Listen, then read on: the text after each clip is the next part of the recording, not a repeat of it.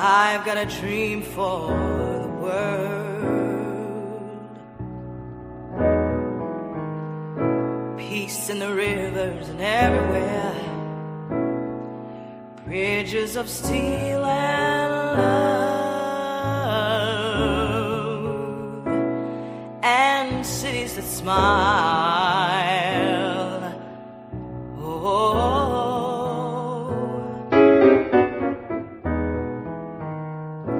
gray empty faces walk by.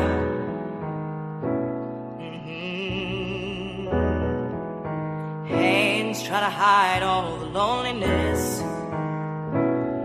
Lighting a cigarette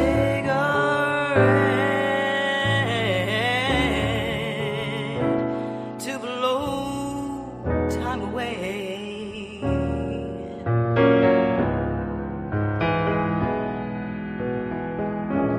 Lost in the noise,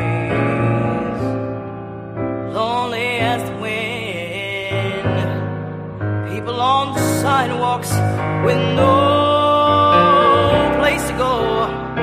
Can they learn to understand the world of love that I'm dreaming? Oh, and I said I've got a sack full of dreams.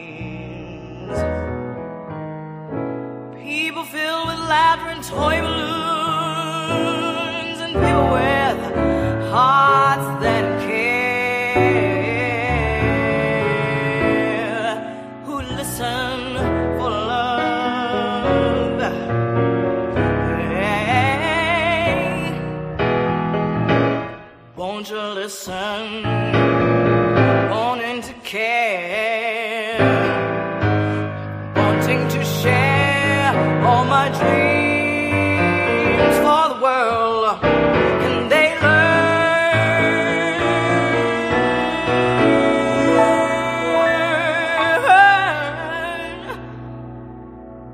to understand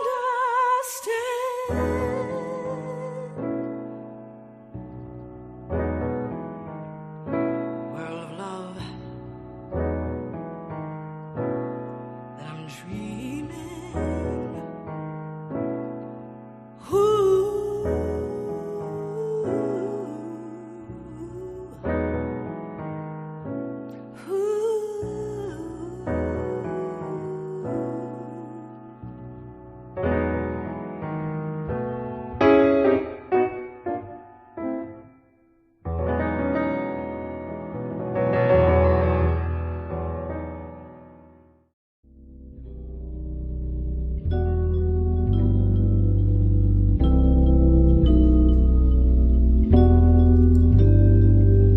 Not productive.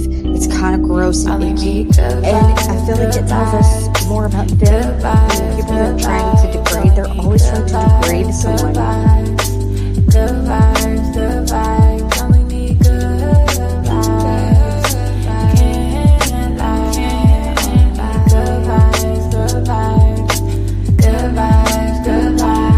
So patient, I'm going places, can't fake it. My heart is so cold, my energy is contagious. All the pain, I can't take it. I'm staying grounded and graceful, cause I know everything that I've been through only made me count my blessings daily. Yeah, they've been acting shady, but I don't take it personal. The memories fading, I'm enjoying the moment. I've been smelling the roses, taking time to reflect, stepping back, the truth unfolding, unfolding. Got nothing to prove, cause I'm about to blow. I've been in the booth, speaking through my soul. Either way it goes, I cannot turn close. Ain't none low. I've been protecting my soul. If your intentions are not pure, I can't let you get too close. Cause I'm vibrating high, ain't got time for your ego. These niggas quit to turn it back. Acting like the amigos, they never cared in the shows. Wasn't with you at your lows, assuming that you gonna fold. But baby, I've been growing ever since I let you go. And I've been doing better and I know that hurts to know. Hurts to know. Only good vibes around me and that's for sure. He's a fucking terrorist, a fucking pedophile, sympathizing fucking terrorist. Good vibes, good vibes. Only need good vibes. Can't lie. Good vibes, good vibes. Good vibes, good vibes. You see me searching for my inner peace. I've been learning more about myself and my purpose. Truth always comes to the surface. Was hurting, but I had to heal. Releasing all the pain that I always held. Been going through some changes, I'll make it still. Protecting my soul to keep it real. Only need good vibes, good vibes. Good vibes, good vibes. Only need good vibes, good vibes. Good vibes, good vibes. Only need good vibes. Prophet is a fucking terrorist, a fucking pedophile, sympathizing fucking terrorist. It's not productive. It's kind of gross and icky. Fuck you. Prof is a fucking terrorist. It's not productive. It's kind of gross and icky. Fuck you. Prof is a fucking terrorist. A fucking pedophile, sympathizing fucking terrorist. All right. Hello, everyone. Hopefully you hear me. I'm going to do a little sound check. Make sure you do.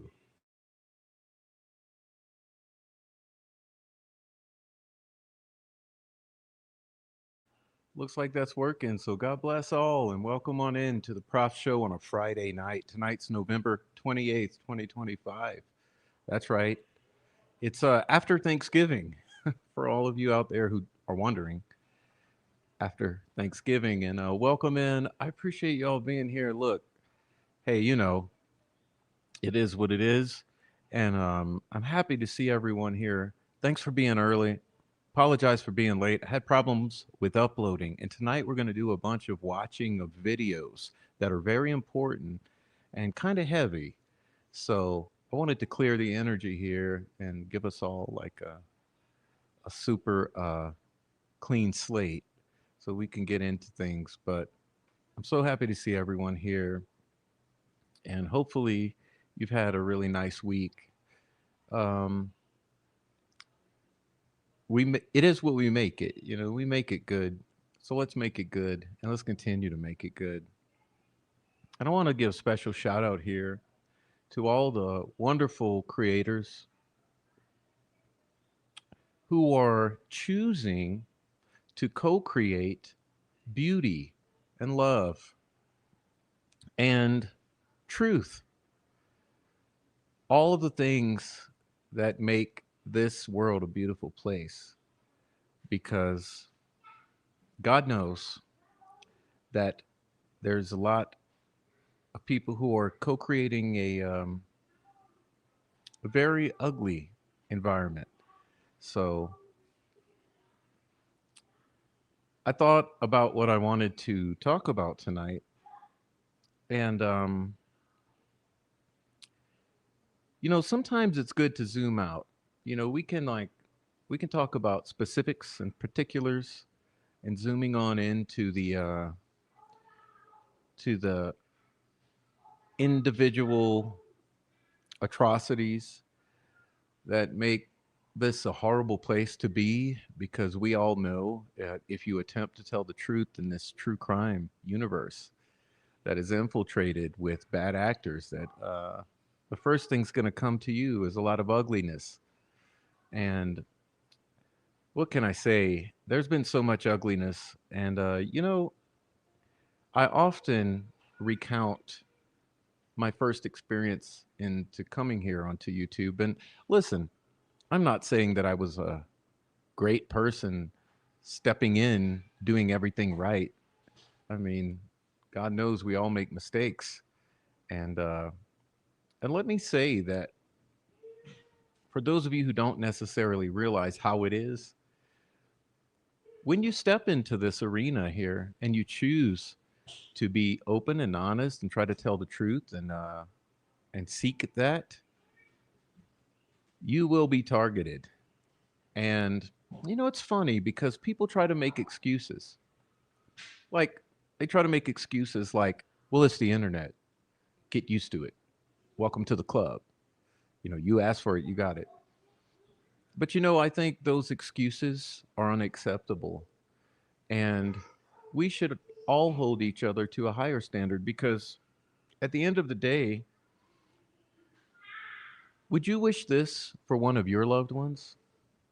Would you wish this sort of abuse and targeting and hate and harassment and nagging uh, uh, type of criticism on a child of yours or family member of yours who happened to want to step into this arena and speak? I mean, uh, you know, when I came around, I started wanting to hear other voices, share the stage with other voices, and uplift other voices, which is what we all should be doing.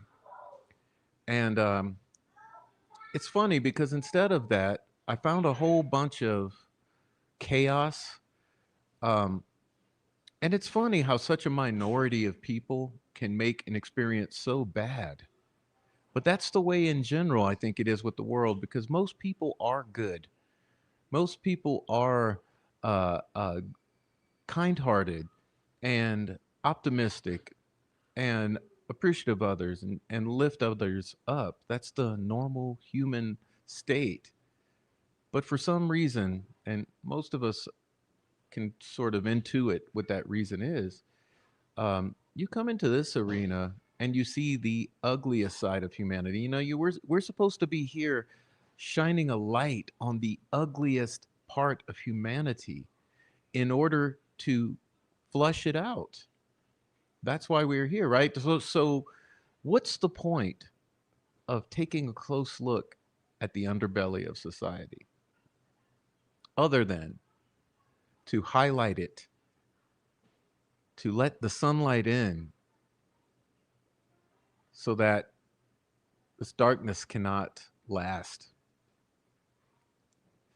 Yet when we come here, it's sort of a dark cloud over this sphere.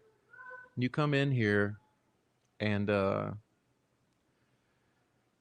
in trying to shed a light on the underbelly of human society and trying to do your best, uh, even if it means some speculation and some novel thinking or thought pathways. Um, there should be latitude for that. Okay, what I guess what I'm saying, there should be latitude. Permission should be given to explore the depths of society, right? To speculate, to hypothesize, to try to form novel connections so that we're contributing and we're sharpening each other with our wit and intellect and speculation. And it's just so funny that in this particular case, and I know in others, that seems to not be allowed. And that was the first thing that really struck me when I came into this as a greenie, a new person, wet behind the ears. I was actually shocked at the lack of tolerance for speech on this topic. And it's so funny that people behaved as if I was saying the most unacceptable, outrageous things. And actually, over the course of time, I documented a lot of instances of these uh, state bootlicking prosecution shill guilters, bloodlusty demons, a methed out crackhead, redneck, pedophile enabling uh, criminal fucktards uh, to try to censor sheer thought and honest speculation in an open platform. And it's funny because instead of them allowing this sort of dialogue and letting the truth win in the end, uh, they immediately piled on to stifle that free speech and brainstorming, so to speak. And that's really unbelievable because in what sphere is that not allowed? Like, think about this. What are think tanks? Question. What are think tanks? What is the purpose of meetings? Typically you have meetings. When you get together with a good team to have a meeting, the the point of that is usually to get all the ideas around the table and let the best ideas rise to the surface so that they can be incorporated into the game plan for the team so that things are better than before. And I thought that's what I was coming into when covering Delphi 3 years ago. And like I said, instead, I was met with a cross, and a bunch of nails and whips and pitchforks. And that has continued. And like I said, when you are met with that, you don't necessarily always respond the best immediately because your instinct kicks in, your survival instinct, and your fight or flight instinct kicks in. And so one of the first instincts, other than to run away, is to fight fire with fire. So they go to doxing, harassing, lying, defaming, uh, intimidating, ridicule. And so it causes one to do the same in response. And of course, like a typical narcissistic crazy maker, they always blame the victim blaming. In all ways, okay, in all ways, they'll victim blame because if you dare to call out what's happening to you and tell the truth about it and even show the receipts, suddenly you're the bad guy. And the perpetrators sit behind their anonymous accounts and behind their computer screens and they push further and further and further and they go lower and lower and lower. And that's the hallmark of people who are here to do evil. There's no good that they're trying to do. Okay. There's no good that they could possibly accomplish in what they have done to myself, to others, and what they are doing continuously, still to this day, to myself and others. And people seem to not really understand it. And it's just hilarious to me the number of followers that I've had over the years who've gotten upset, aggravated, butthurt, and fuss and run away as if I'm responsible for doing what I have to do to maintain some integrity, some dignity, and some sort of control of my own platform. Remember, I'm not going into anyone else's uh, platforms and trying to cause disturbances there. I'm sitting on mine, which I own, which is all me. It's solely mine. It's just me. And even that is not allowed. And I think that should be food for thought for all of you. And of course, many of you here, it's just by your own um, critical thinking and perseverance that you've stuck around. And so I do appreciate that because we do have a wonderful community. And, I no longer consider myself a part of the Delphi community. Delphi community can be flushed down the toilet. But this is truly the profs community. This is our community. And what we built here is really amazing. It really is.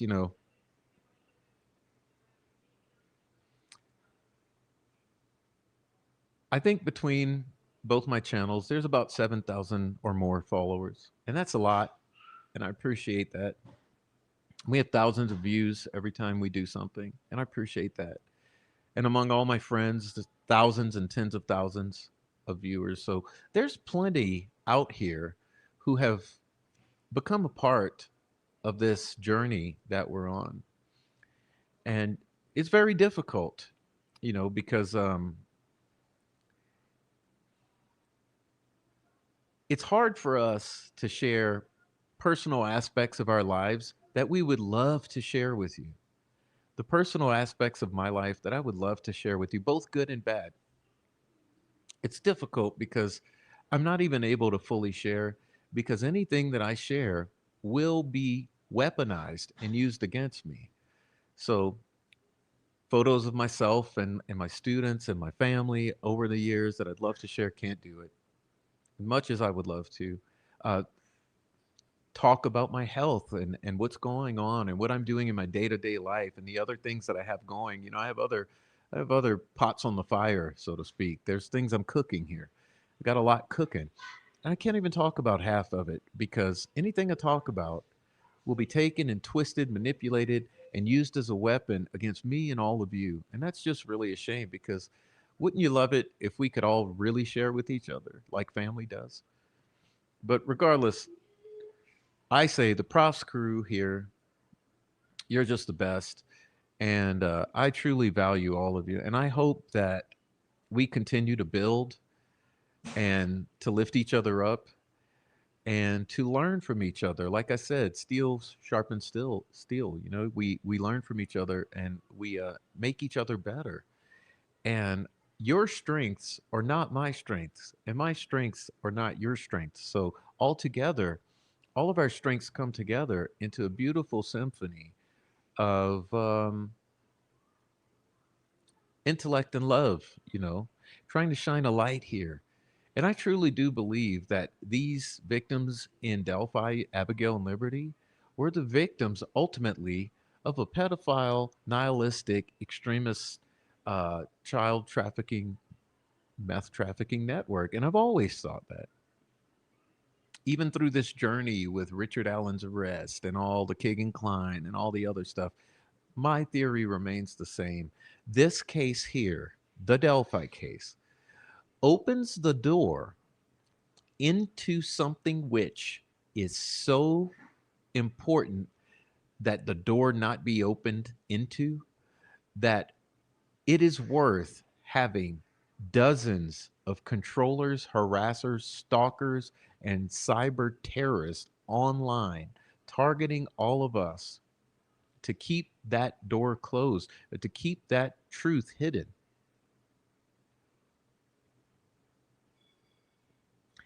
And I call it 213. Okay, I call it 213. I think we're dealing with a network of individuals who predate on children throughout the world. And somehow Abby and Libby got tied into that and ended up dead. It's my theory. And I don't see a lot on the surface yet, but things are coming to the surface. Things have slowly been rising to the surface in the years. And tonight we'll be getting into that. And so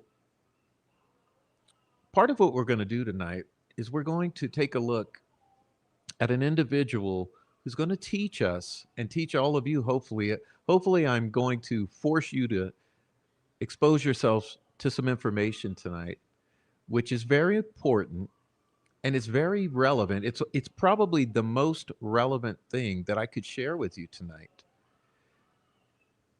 Although I think we have not yet had a breakthrough into who's behind the network that's operating in the United States that's controlling or intertwined into the Delphi case and these other cases that we suspect are connected. We're going to see an analog of that tonight. So I hope that all of you maybe get your snacks, something to drink, and put your listening ears on because this will be very important tonight. And I want to thank Mr. Sean Ryan for this material here that we're going to be looking at tonight. I think you'll find it very interesting. And when it's done, I'll share his channel with you, and then we'll take a look at some other stuff. So that's what we're going to be doing. But before we do that, let's see. I wanted to share something with you. Let me see.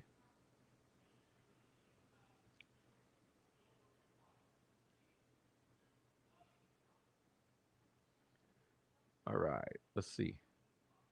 You see, here is my my GoFundMe tonight. Okay, so I just want to show you guys this. You can see this is my GoFundMe. I'm asking you all to consider contributing to my GoFundMe here. Support the Prof's podcast, True Crime and News. Here we have, you can see I've raised $1,065, halfway to my goal. Okay, and that's me and Little Prof. You see my Little Prof there? My Little Prof. That photo was taken in Indianapolis, actually, on our trip to Indiana to visit Delphi. We stopped in Indianapolis and went to Monument Circle. That photo was taken there.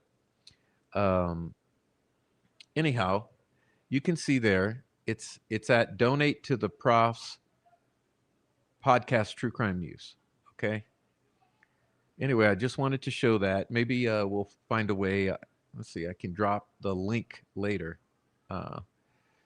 So please go check that out over at the GoFundMe. If you'd like to support the channel, listen, the truth is we need it. Like I said, I cannot necessarily share that much about what's going on in my life because, you know, maniacs. And you know who the maniacs are. Do I need to spell it out for you? The maniacs. So I won't share much about why that GoFundMe is necessary, but it's necessary. So that's there, and there's the link here. I'm going to pin the link in the chat. So please go visit the GoFundMe if you'd like to support me. I truly would appreciate it. The holidays are coming, and Little Prof is there, and so am I. So please do support us at the GoFundMe, and I really appreciate that. Anyhow, without further ado, let's get on to it. Okay, we're going to be watching a little something. So here's our, here's how we're going to step into it. So let me bring these gentlemen to the stage.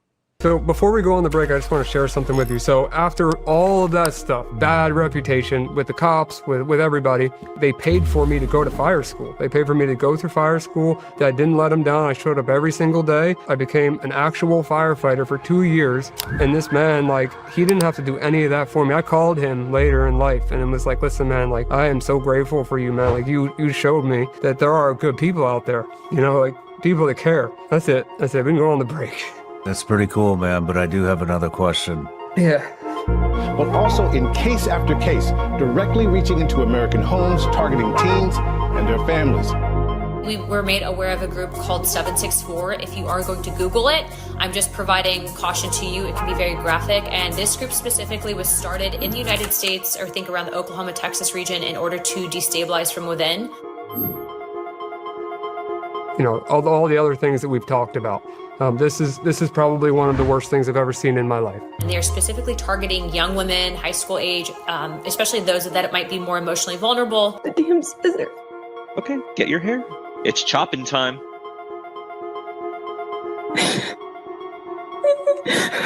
They congregate on the internet and they dox, meaning like release personal information on people. They SWAT, meaning they send SWAT teams to people's houses. Sound familiar? Sound familiar? Doxing, swatting. We'll talk about that later.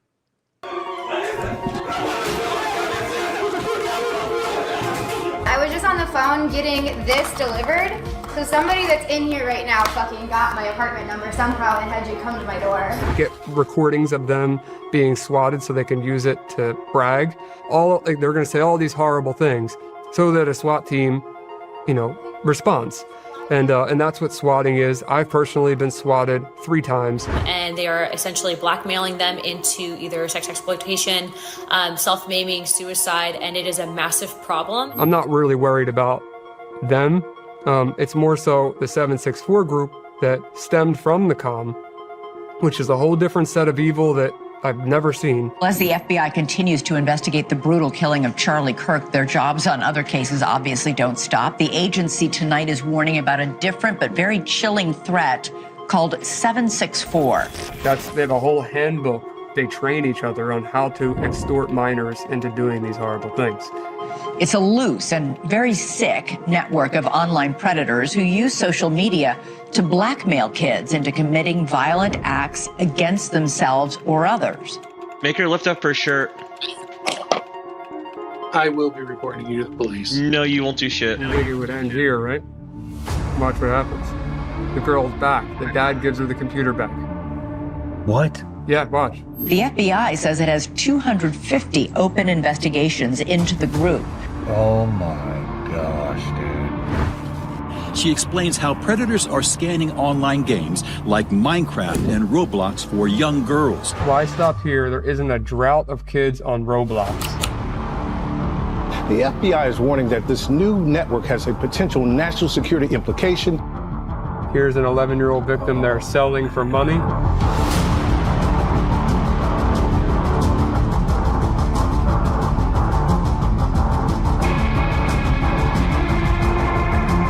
And that is syncing with a rolling code system. Figured I'd get it out there so people are aware of it. I think I just heard it. I think you just hit it. Yeah, I was aiming a little higher to try to hit it. All right. Brian, what are you doing to take care of yourself? I worry about you, man.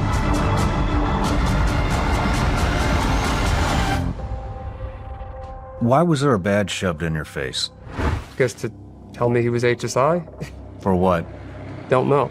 He just wanted me to come down and sit down and talk to him. He never told me why, but I assume it's the database. What else would it be? I mean, if there was something criminal, he would have arrested me. I was extremely worried for you. Because it seemed like I was getting arrested. Well, shit. I mean, I remember when we went to the Sound of Freedom premiere with Jim Caviezel, you know, for the FBI opening. was there. Yeah, they're fucking harassing you. Yeah. They're texting you, hey, don't be alarmed, but we see you over there. Yeah. Dude, I was fucking pissed. I remember I was how so pissed you were. fucking pissed. One, I'm sitting right next to you. You guys had the opportunity to do your fucking job years ago. You didn't do it. More kids got exploited. And now you're sitting here fucking with my friend who's trying to do the right thing. Maybe go do the right fucking thing and save some kids. She's with JCW, Jewish Community Watch, an organization that hunts down accused pedophiles who flee to Israel from the U.S., exploiting a process called law of return. At the Israeli, cyber fucking command or whatever, got caught luring in kids to have sex with in a hotel room.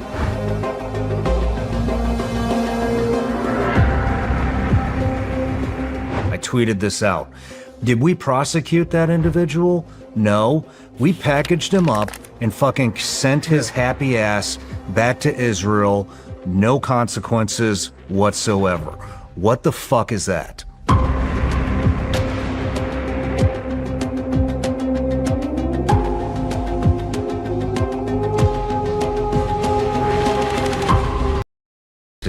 Hunting down people that are exploiting children sexually on the internet. Yeah, I got a text message from my friend's wife. It was multiple photos of screenshots of this website. A switch flipped in my brain and I left my friend's house immediately as I got the text. The story I told you about the bathtub situation where there was a father who posted their child in the bathtub. It said underneath of it, they have no idea what's going to happen to them tonight. And underneath of that, there were people that were part of this website who were saying what they were going to do to this child. I instantly went to the exploited children tip line. Then I reached out to a bunch of news stations, talked to a ton of reporters, and all of them were super excited to talk to me. What news stations? Sun Sentinel, Daily Mail, Business Insider, Fox, some influencers, Ronan Farrow, Candace Owens, they both didn't read my messages. Once it got back from legal, they weren't allowed to report on it because the owner of the website happened to be a Democratic politician. His name is Nathan Larson. Completely ignored. Completely ignored it. A quote from Nathan Larson. I'm going to read it. It's not enough to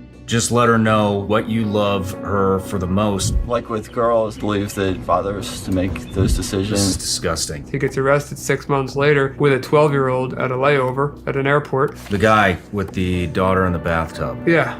What happened? I don't know where he went. He's part of the database. It started because of the frustration that nothing happened, and the entirety of the case was thrown out because there was no shower inside of Walmart. So there's no way he could have showered. You've got to be shitting me. How did Project Veritas get involved with it? They saw the podcast of me talking about the website, and they said, well, I want to help you bring justice to this. FBI even failed. Everybody failed me. I felt like they failed me. You helped me an absolute ton because I was panicking, man. I was panicking because I wanted the information out there, but I didn't know what to expect because technically what I did at that time was not legal. My intentions were obviously good, so we started a conversation, and you know, I wanted to get the story out there no matter what way it went out. I didn't care if it went out from a left wing, right wing, in between wing. It didn't matter. I just wanted the story out there. And, you know, I didn't know anything about politics, still really don't. But I just was very, very blown away by a small account blowing up the way that it blew up. So I reach out. I start speaking with you. We arrange a podcast, which, if you remember, Project Veritas was involved. I remember. So this is what I want to get into what happened with that. So actually, this is the way I really want to put it, is nobody had the balls to talk about this story and I proved that with the media. I showed them what needed to be out there. It was black and white how bad this website was, and I had evidence that you could not refute of all of the people involved, and they just ignored me. And you saw that 1 minute clip and said, you know what? I'm going to risk my whole channel. I'm going to risk. Sound familiar? Does it sound familiar to have all of this evidence and be ignored, shining a light on this? Everything, just because I want to get this kid that I don't even know, meaning me, I want to get this kid's message out there. And you have no idea how much I appreciate that. And how many kids that's actually helped, not just from me, from you, man. Like without you, without obviously all the things that led up to you, none of that would have happened, you know? And I am beyond grateful for that. And it's opened up so many doors, which I'll obviously get into in this episode, but beyond blessed, super grateful for it. And, you know, one thing that's frustrating is, and I have a good and bad thing to say about Project Veritas and why I wanted to tie them into this story, is Project Veritas is the first journalist group to reach out to me that I was willing to, because they said, we'll come with, we'll fly overnight. We'll be there the next day. So they were in New York. I was in Florida. And they said, we'll come out and check out the database and we will investigate it. So of course I was like, yeah, come out, let's do it. Anybody who wants to run this story, let's go. This is right about the time James O'Keefe left or was fired, whatever happened there. That doesn't matter to me, to be honest with you.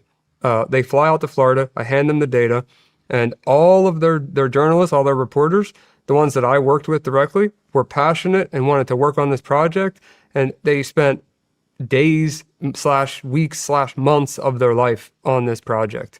So I can't say a single negative thing about the team that I worked with there. They were all great, and they cared a ton about this case. Mm-hmm. What happened is James's replacement, her name is Hannah Giles. She came in as the interim CEO while they were trying to figure out what was going on. And at that point, if you remember, there were 7,000 people in that database from the original database. And Project Veritas, the goal was to go out to confront these people face to face with hidden cameras and ask them about their participation on the website. So like that meaning like not just you were on the site, but here's the forum posts that you made, here's the private messages that you had with other users, like expose these people. So they exposed a couple of them. They put it out publicly. And we identified 500 of the 7,000 without a shadow of a doubt. 500 of the 7,000 were identified at the time when Hannah Giles became the interim CEO. 7,000. They wanted her, I'm assuming Hannah, wanted the New York Post or New York Times to release a story on it. And that was their main focus, which at that time, I remember, we were talking about it when you're talking about circulation. It's like social media has a way bigger circulation than them. Then Hannah says to me, I'm on the phone with her, and she tells me that my story is not a tidal wave. That's the words verbatim that this woman used, and she shut it down. So, well, boy, she fucked that one up, didn't she? She really did. And, not only because of how big this story got and how many kids, how much impact that database made on, some of the predator networks following it as well. But, the sad part of this is with Project Veritas, 500 of the 7,000 identified, 13 of which of the 500 were convicted of sex crimes with children after I originally reported the information to, National Center for Missing and Exploited Children, the tip lines, the task force, all the media. So, just ironically, the average offender has 13 victims in a lifetime, but 13 different cases occurred after I reported it.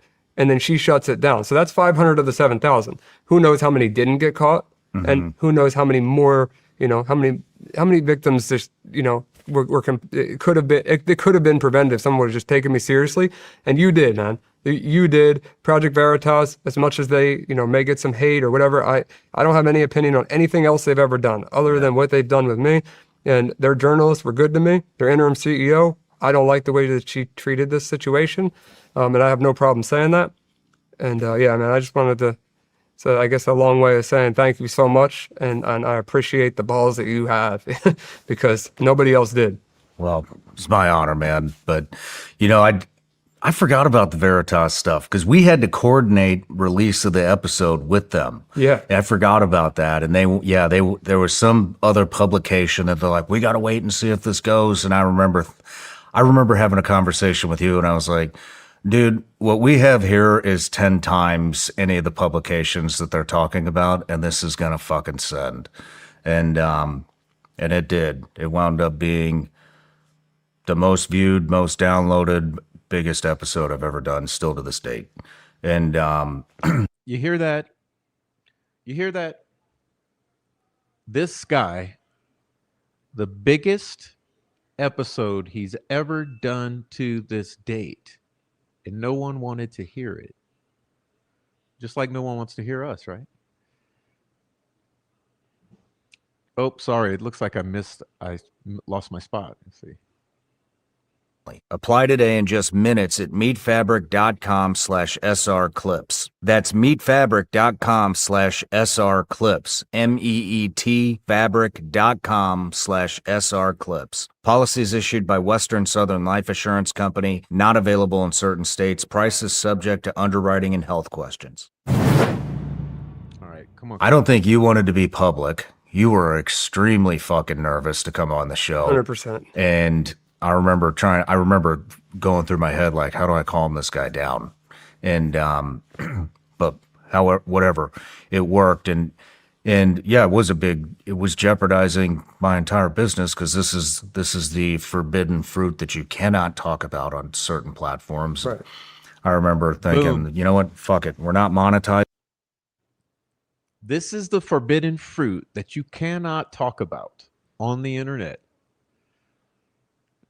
Starting to make sense? In this, I want to fly under the radar. I don't give a shit if they shut everything down. It ended trying to pump some good into the world, and I'm like 100% fine with that. And that takes balls. Like for the third time, it takes balls, and I appreciate that. And to be honest with you, and I know I gave you a warning beforehand, but this one is just as deep and dear to my heart, and I have some stuff that I really need parents to know, and it's going to be rough. And I think that you guys, whoever's watching this, you're going to hear a lot of beeping. Yeah, but it's important that you listen to what I have to tell you today. Yeah, I want to say, this is going to be a very educational episode. I'm not familiar with everything that you're going to put out because we save that stuff for the actual conversation. So it's 100% in the moment and legitimate reactions and all that kind of stuff and legitimate curiosity. But I want to say I could imagine that we're going to have to edit some stuff out of this episode for the purpose that it lives and gets to where it needs to go. And so if you want to watch the unedited version of this discussion, it's going to be over on Vigilance Elite Patreon. So links in the description, you can go there, but, and that's enough of that. But I wanted to say, man, and we've talked about it a lot offline and especially at the very beginning after the episode when you were trying to figure out where you want to go and because I think this was a segue into you having a much bigger role in the fight against exploitation and trafficking. Oh, yeah. But what we did, man, is, I jeopardized everything. You did too. But what wound up happening was We educated millions and millions of parents. We educated millions and millions and millions of kids on how this happens. Prove to them how fast it happens. You know, dude, I will never forget when you made the screen name Ashley13, because I was like, this isn't like, there's no way this shit happens this much. So I wanted to time you to see how, I figured we'd be there all fucking day. Yeah, unfortunately Dude, not. it was for like 5 seconds. And and that just proved to, like I said, millions and millions and millions of parents and kids, like this is how common this is. This is how fast it can happen.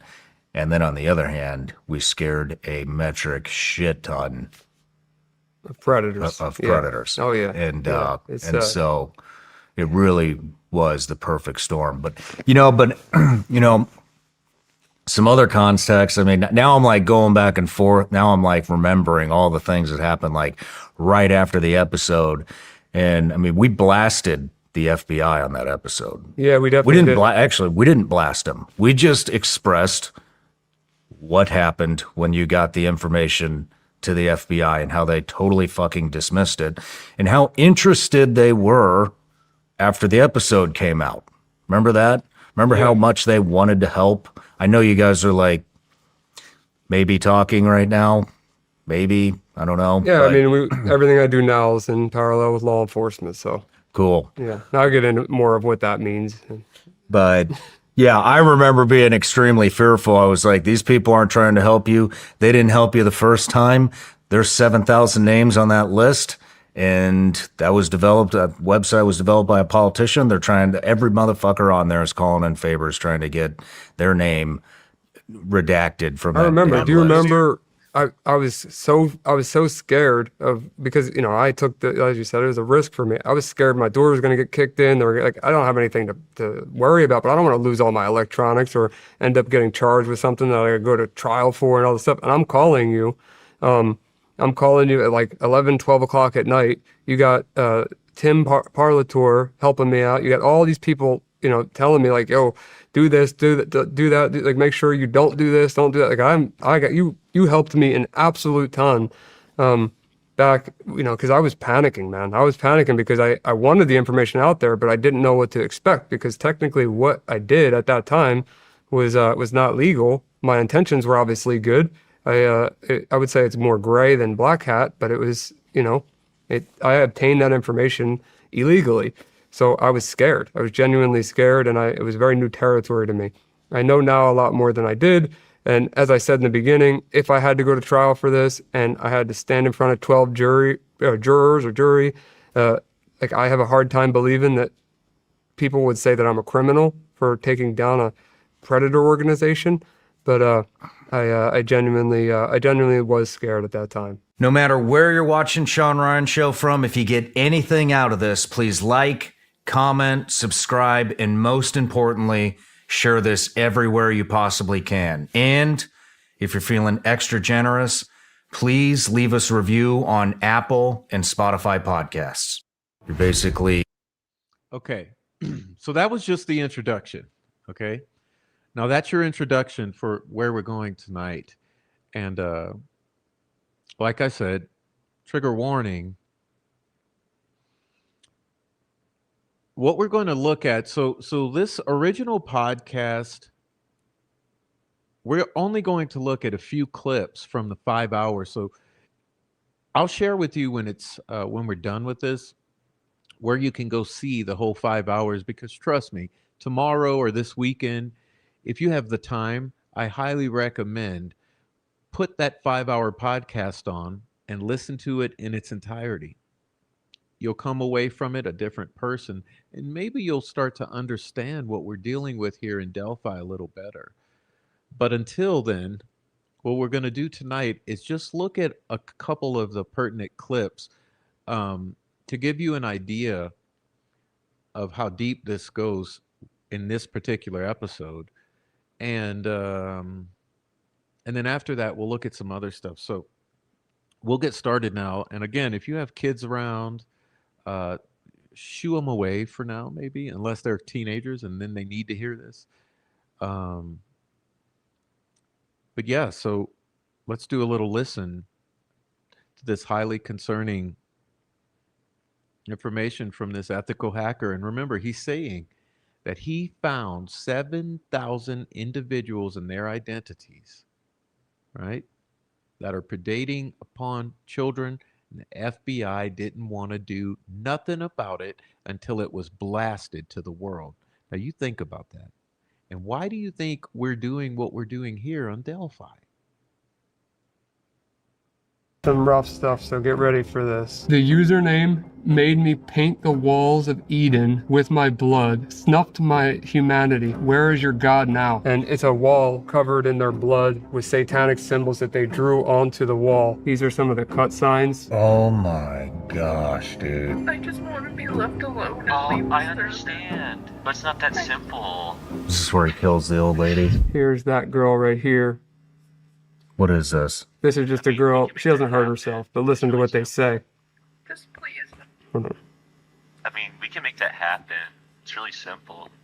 Just please, no. Okay, well, listen to us, babe. Come on.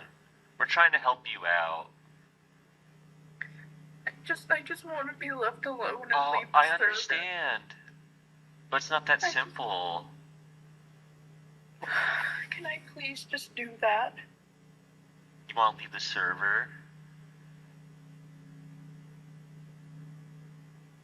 I don't know if you ask her. I think she's got to work for it. Yep, definitely.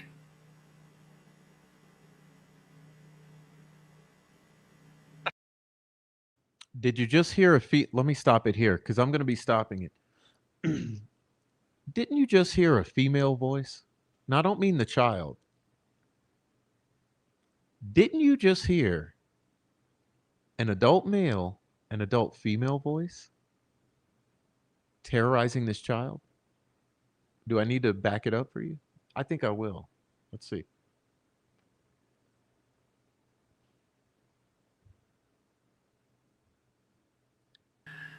Yep, definitely.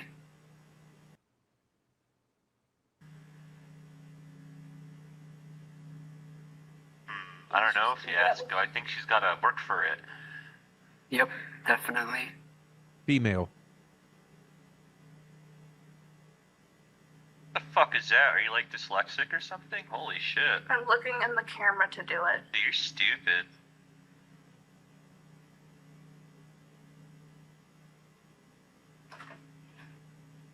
Hey, can you hear us? Hello? Yeah, I can hear you. Hey, what's up? Yeah, I'm 27 years old, by the way. I want your daughter to do stuff for me. Okay, that's fine. I'll report you to the police. Oh, I'm sure you will, fatty. Can you leave the room, though? I'm busy talking with your daughter. I just saw her tits. She's like 16, I'm 27. Make her lift up her shirt. I will be reporting you to the police. You think it would end here, right? Watch what happens. The girl's back. The dad gives her the computer back. What? Yeah, watch. Watch. See? She's back.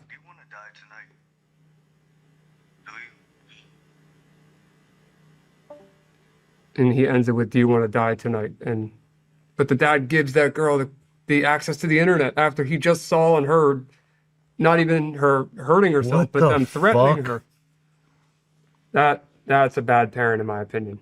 And then this one that you're not going to see. Oh, yeah, this is the hamster situation. What's wrong with this dad? Oh gosh, no, that's not it. Sorry. Trying to find.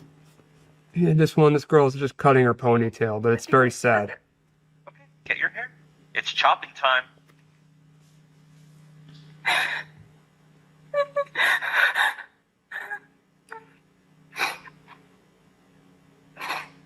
And all of these are different people, by the way.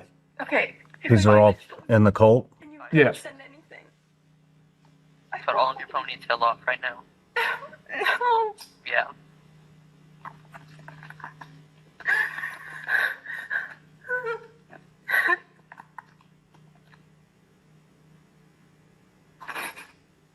Can I cut this much? No. All of the ponytail. I'm not cutting the entire ponytail, dude. I will cut this much. Okay, let's press send. I'll press send, he said. Do you hear that? No.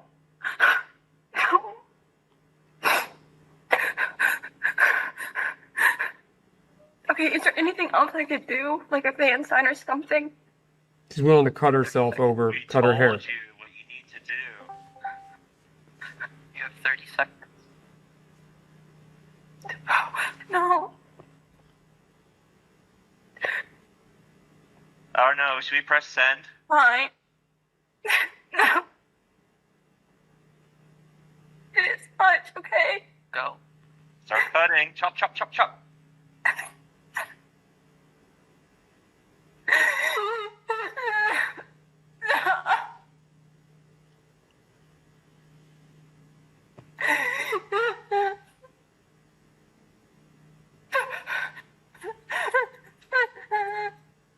Safety scissors.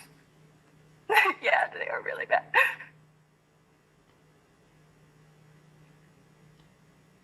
Keep going.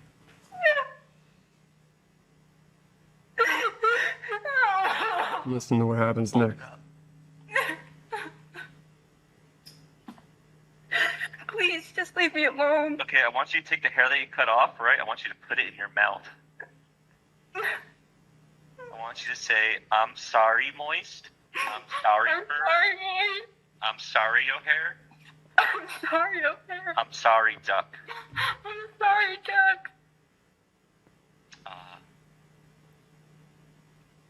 Are we good? No. Get a marker. Where's the marker? I mean, this is just step one. This is just step one. So just for the people editing, please edit those usernames that she said out, because that just gives them the credibility that they want. She said 3 different names there, if that was picked up on the microphone. And you've seen that one. So this is the extortion side of things. I wanted to show you some, not as, I don't want to show you videos of, what you're thinking, because it's too much. These are some of the cut signs. Oh my gosh, dude. That is the name of a person. That is fucking deep cuts. And that's the name of the group. That's another name of the group with, just pointless hate. This guy has a ton of victims. This is a very deep. Holy shit. And if you read this one,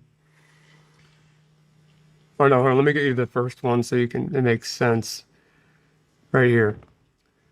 It's hard to read, but it says, laughing as they called me names, reposted my videos and pictures. I stripped myself down. I don't recognize a single square inch of my body. It's all branded, cut up, and bruised. I hate them so much. And then that's the name of the group that's cut into her stomach. That part of the groups. Here's some, they're called blood signs, where they cut themselves and put the blood on the wall. And a lot of times it's satanic things, which I have one you can read. That user made me do it, ruined me, satanic symbols. Blood writing or blood signs. You want to read it? I don't want to read the wrong Blood names. signs, satanic. The username made me paint the walls of Eden with my blood and snuffed my humanity. Where is your God now? And it's a wall covered in their blood with satanic symbols that they drew onto the wall. Very, very graphic of they cut themselves deeply and write this into the walls. I sold my soul to the group name written on this wall with handprints of blood, upside down crosses, pentagrams. I sold my soul to that group name again, completely different victim. Do you want us to put these up? I mean, you're welcome to take all of this. I mean, has anybody done this? Is this... There's some of this is, like almost all of this is public. I wanted to make sure I wasn't putting anything illegal on your show. Public where? Is this... On different forums and stuff. Animal abuse. There's a girl holding up her cat, covered the head of the cat, but that's the guy's username, very popular in this all of these cults, all these groups, and that's just a victim, but she literally murdered her cat. And this is a guy, completely separate situation. He killed his cat, victim.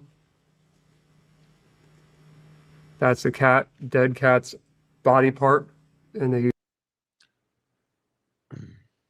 You guys remember in Delphi, Eric Williams, Pat Westfall Bradholder, talking about all of the slaughtered animals in the woods at Deer Creek? Remember Pat Westfall wanting to move on from animal sacrifice to human?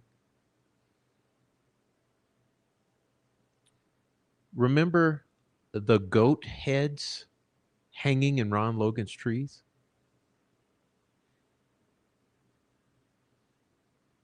Use its blood to write the group's name. So that's just the animal stuff, but there is, for whatever reason, I'm missing a video here. Maybe it's in the miscellaneous. Look at this guy can't even take it. Look, you guys know body language, right? You guys know body language. All right, he's covering his mouth.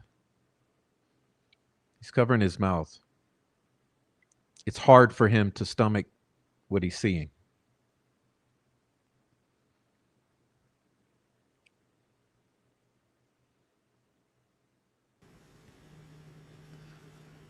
No, that's the last one I wanted to go over. Oh. There's some rough stuff, so get ready for this. Yeah, I'm gonna do it. Show me. Come on. Oh, man. This is where he kills the old lady. I'm not sure if it's this one. I know it hurts this one. What the fuck, one, yep. man? This is on a call with somebody random in the group.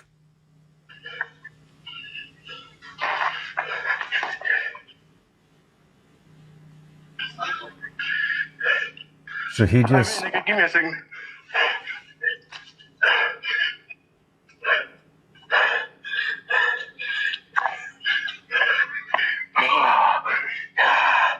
Yeah. 14 years you got for this. So this dude... We can't put that up. Obviously This not, dude just stomped on an old woman's head until she was dead. And then slit her throat. Yep, just to prove to that group that he was worthy. Hello. Live on the internet. Different person completely here.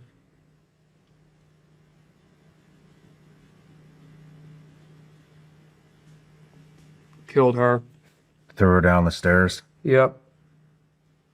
Here's a suicide from somebody that was trying to do, his own version of anti-extortion. He wrote a suicide note, put himself online, puts up the note to prove himself, and that's a suicide note, and then he just ends it.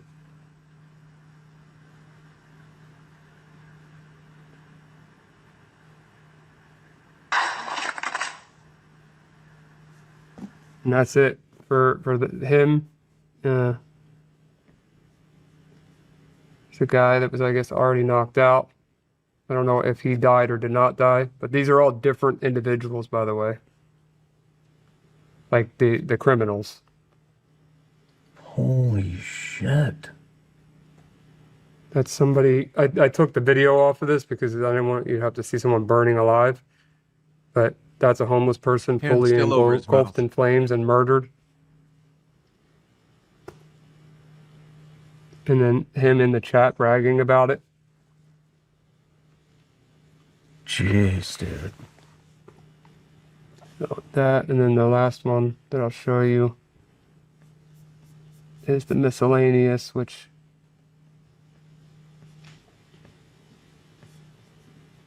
same username from earlier, has me and my 2-year-old sister captive.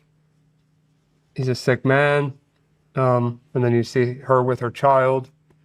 No matter where you're watching.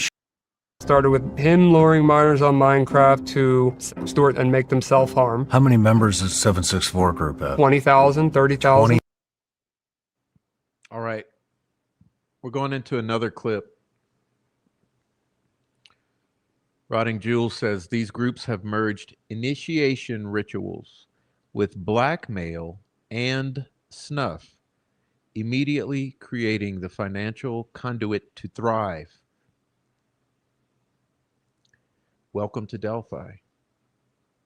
1,000. Oh, it's huge. They have an over 240-page manual on how to do this to children. They share amongst each other. 17-year-old member Nino live streamed himself attacking an 82-year-old man, and 2 weeks later, he murdered a 74-year-old woman on video who he believed to be Roma to prove his loyalty to the group. That's the worst death possible. And they're laughing about it. So I went into the 15-year-old that started it. He started luring minors from Minecraft. That's where it all began. It all started with him luring minors on Minecraft. Okay, so listen, as we get into this, start paying attention to the platforms where this is all happening.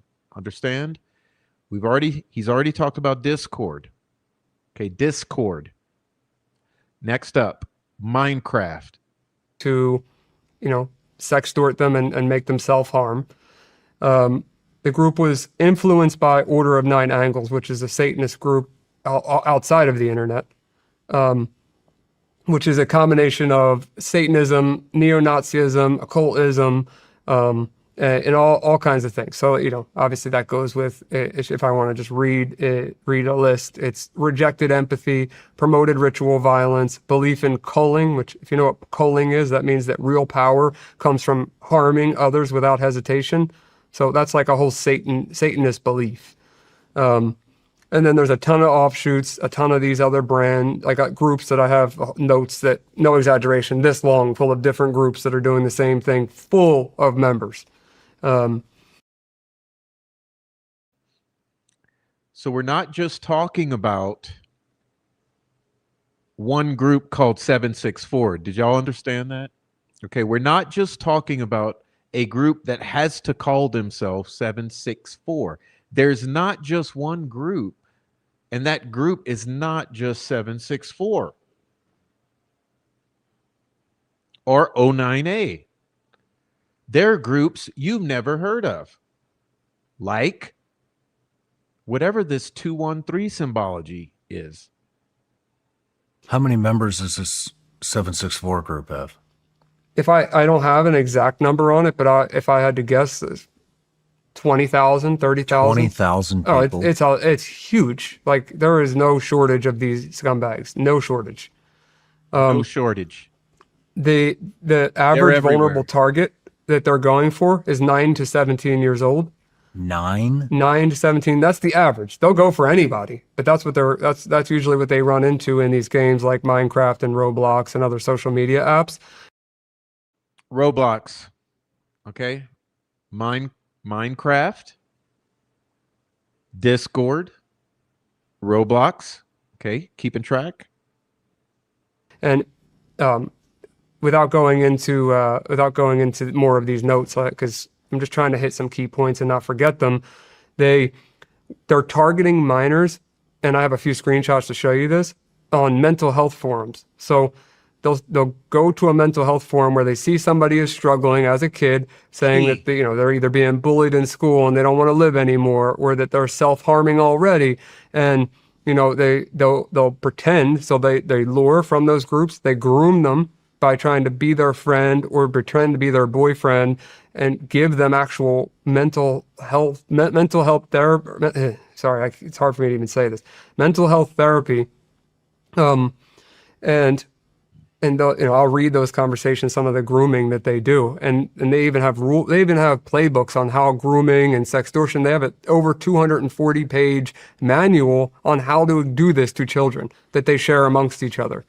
And they, like I said, they're all in mental health forums. They even had I have a tweet that I took a screenshot of. I'll show you, where it's a group that where they're saying, like, join here if you're struggling with mental health, and it's just a direct link into one of these horrible groups that, as soon as that person or child, mostly children, believes that person's their boyfriend or their friend or their girlfriend, one or the other, and they send those nude photos, the second that happens, then they go right into the extortion. And okay, so this is why I mentioned earlier blackmail. Okay, remember how I said she was cutting the ponytail off for blackmail, and he was threatening to hit send? Well, what that's about is they form these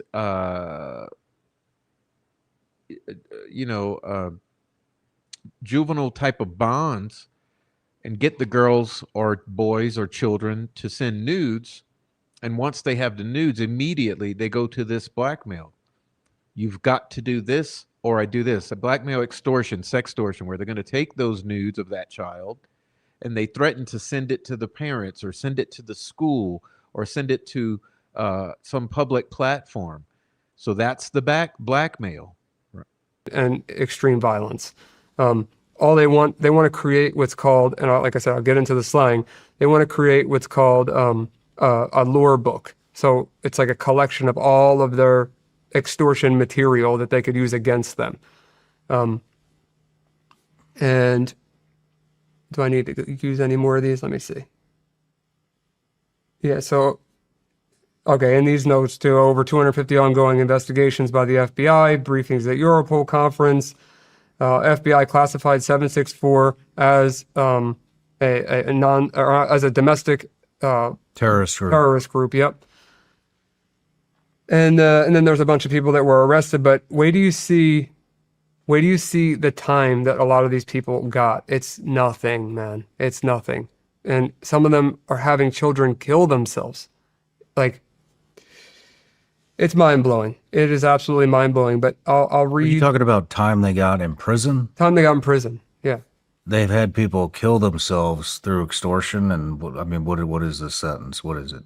So I'll read you some of the stories. Okay, so these are just notes that I wrote for this podcast, and I figured that I would do a lot of it off the top of my head, but it gets me so worked up that I'm probably better off just making sure I get this on point. But 14-year-old, and I'm just going to use their first names, the victims, even if it is public. 14-year-old Elliot joined a black metal music forum during a tough family transition and started at a new high school. 764. Stop here. I'm going to stop here. I hate to interrupt them, guys, but I'd like to add what I can when I can. Key term here. All right, key term. And if you've studied, now here's the thing. People always say I'm cocky or know-it-all with Delphi. No, I'm not. I don't want to be the king of Delphi. I don't care. Okay. Here's the thing, though. If you've actually looked into Delphi, studied Delphi, you should know the implications of black metal. Okay. For those of you out there, especially those interested in this type of thing, black metal. Okay. Especially black metal in the Midwest. Well, let me back it up a sec. Music forum during a tough family transition and started. So listen to what happened here, because she stepped into the viper's den, right? Even if it is public. 14-year-old Elliot joined a black metal music forum during a tough family transition and started at a new high school. 764 members pretended to be supporting quote-unquote friends, directing him to gore sites, which later escalated to him carving satanic symbols into his skin and producing hundreds of self-harm photos categorized as CSAM. So that was one, and something that I learned is that self-harm pictures within themselves, even if it's children, from what I read, is not considered CSAM, like child sexual abuse material, but if it is sexualized, it turns into child sexual abuse material. So that's a weird thing for me. I don't fully understand that. Another one. teenage girl named Eve was found in another Discord server. Discord's a chat application that a lot of them use. Discord. By a 764 member posing as a friend. He faked giving her a ton of affection, support, which in quotes, which she desperately needed at that time, which is what she said. Then extorted naked photos and forced her on video to carve usernames deeply into her skin, and strangle and behead her pet hamster. A member said, "Bite the head off or I'll F your whole life up," in quotes. And later, she cut herself deeply in the bath to, as they told her to, turn the water red. And there's, a video of her in a bathtub that's red, full of her blood. They even sent a SWAT team to her home, as well as leaving permanent 764 scars all over her body. She's still in therapy, and she did all of this in her bedroom closet. And I have the pictures to show you this with this particular victim. A 25-year-old man, deep in depression, was targeted by a female that was also recruited into 764, so likely a victim herself that was converted into an extorter. Female. It's not just men. It's not just men, okay? We got women in this thing, right? You don't see women in this insanity we're dealing with here on Delphi? Do you see women? Which happens often, by the way. That happened. That's common. That's common because these kids, they're already, a lot of them struggling with mental health issues. They find a group that they think are their friends somehow, and then they start extorting other kids. So it's a vicious cycle that needs to be broken. She started, so in this particular case, the 25-year-old man, deep in depression, was targeted by a female, recruited into 764. She started daring him to commit self-harm videos, which later escalated to him dousing himself in gasoline, lighting himself on fire in his hotel room. As the group watched and laughed at him, he passed away. See screenshot I wrote of the virtual funeral, because that's what he said, "Watch my virtual funeral." And I want you to hear these idiots in the YouTube video as this guy lights himself on fire.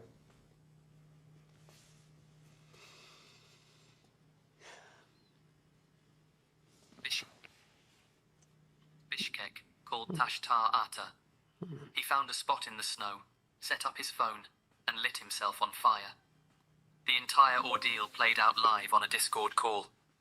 At least 29 users were in the server while it happened. Discord, as he was once again. propping up his phone, sitting on the ground, praying, then dousing himself.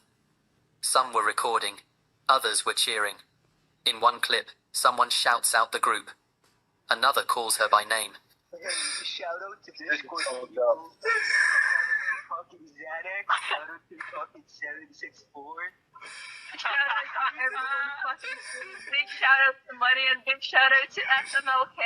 And we gotta say, It took you so fucking long. 6323 is better than 764. That's the worst death possible. You hear that? So he said he said that is the worst death possible, man. And they're laughing about it. And what you didn't see on the screen is a blurred video of him lighting himself on fire dead on the ground as these people are laughing at him and naming out their groups that are not associated to 764 but offshoots of 764. Offshoots of 764 in Discord.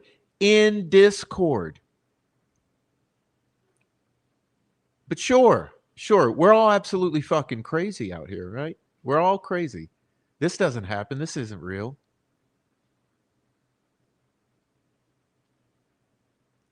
I'm going to back it up a sec.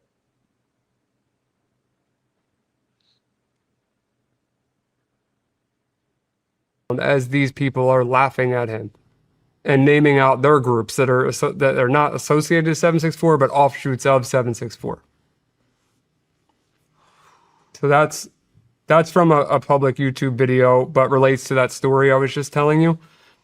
Another one, in one case, a person that was already arrested threw a brick through the window of a pregnant teen's car that was lured from Roblox. She threatened to report the group to NICMIC, National Center for Missing and Exploited Children, and the shock put her into cardiac arrest, killing her and the baby. The guy was arrested for being part of the meaning the 764 group, and he had his own offshoot, and was charging $50 to $200 for bricking, swatting, and doxing services. So bricking, like I said, I'm going to go over these terms, but bricking means show up at somebody's house and either throw a brick through their window, shoot it up with a gun, vandalize it, break windows, do something, record the video, and post it. And sometimes when they do this bricking thing, they'll do it to their own members to see if they're loyal and like won't call the cops, and if the cops come, they won't snitch. They'll literally do it as a loyalty test, which gets even worse in a bit. But that's what bricking is, and that guy is arrested. 22-year-old member of one of the groups kidnapped and raped a 12-year-old girl in Virginia. He was convicted and sentenced to, this is a long sentence, to 350 years in prison. 764 group also leveraged animal torture, incest, rape, self-harm, bestiality from their victims. 17-year-old member Nino live streamed himself attacking an 82-year-old man, and 2 weeks later he murdered a 74-year-old woman on video who he believed to be Roma to prove his loyalty to the group. He was only sentenced to 14 years, and I have a video of that, which is very disturbing. He hurt an old man terribly and murdered an old woman gruesomely live on Discord, the chat application, just to prove to these people that he had what it takes to be part of their group. What the fuck is wrong with these people? And did you hear the sentence? 14 years. 14 years. Where was that? I don't know off the top of my head. 14 years. I would imagine it wasn't the United States, because if he believed them to be Roma, that's like a usually other countries. So another one, a 13-year-old girl. This happened 4 days ago. Where? In Washington State. A 13-year-old girl was found hanging in a parking lot in Washington while live streaming her suicide. The chat was encouraging her to take her clothes off because they said it would be hotter, quote unquote. And I have the article about that, but the criminal that convinced her originally to live stream this was he was dubbed with hundreds of crimes, and he victimized more than 30 children alone by himself. This one guy. The 13-year-old girl was hanging in a parking lot dead, while the chat was telling her to get naked because it would be hotter. And that just happened, so I don't know about an arrest on that yet. No matter where you're watching Sean Ryan Show from, if you get anything out of this, please like, comment, subscribe, and most importantly, share this everywhere you possibly can.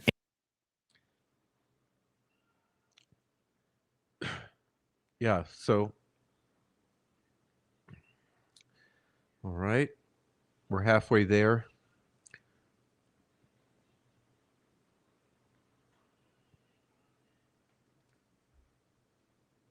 Discord,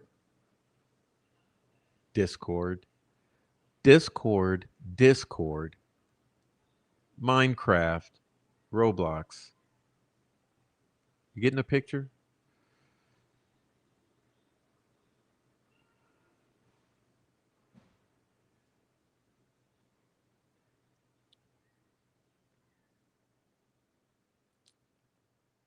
These guys pop on your radar. 764 group is a Satanist cult group that focuses on extreme violence. One of the main things that they focus on is extortion towards children. They believe that nothing matters. They extort children into cutting their wrists, engraving their names into their chests, their legs. They've had children commit suicide live on camera in front of audiences of people while they get cheered on. This is probably one of the worst things I've ever seen in my life. What is 764? What is it?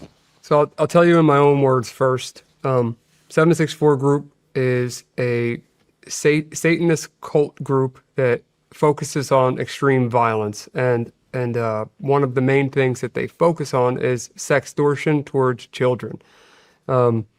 They're labeled as a nihilist group, and for anyone that doesn't know what a nihilist is, it just means like they believe that nothing matters. No, like there's a group called it, but no lives matter. No human life matters. Nothing matters. That's what a nihilist is.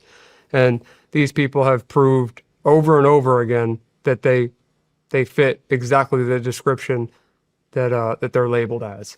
And there are a ton of offshoots of this group, which I want to make it very clear that the main reason why they do a lot of the things that I'm about to show you is to get the recognition for it. There's tons of offshoots of this group. Very important point. This is an expert in the subject matter. Okay, don't listen to me. Don't listen to Adrian or anyone else. This guy was in there. He's an expert. He's documented thousands. There are tons of offshoots of 764. Does it need to be said any clearer?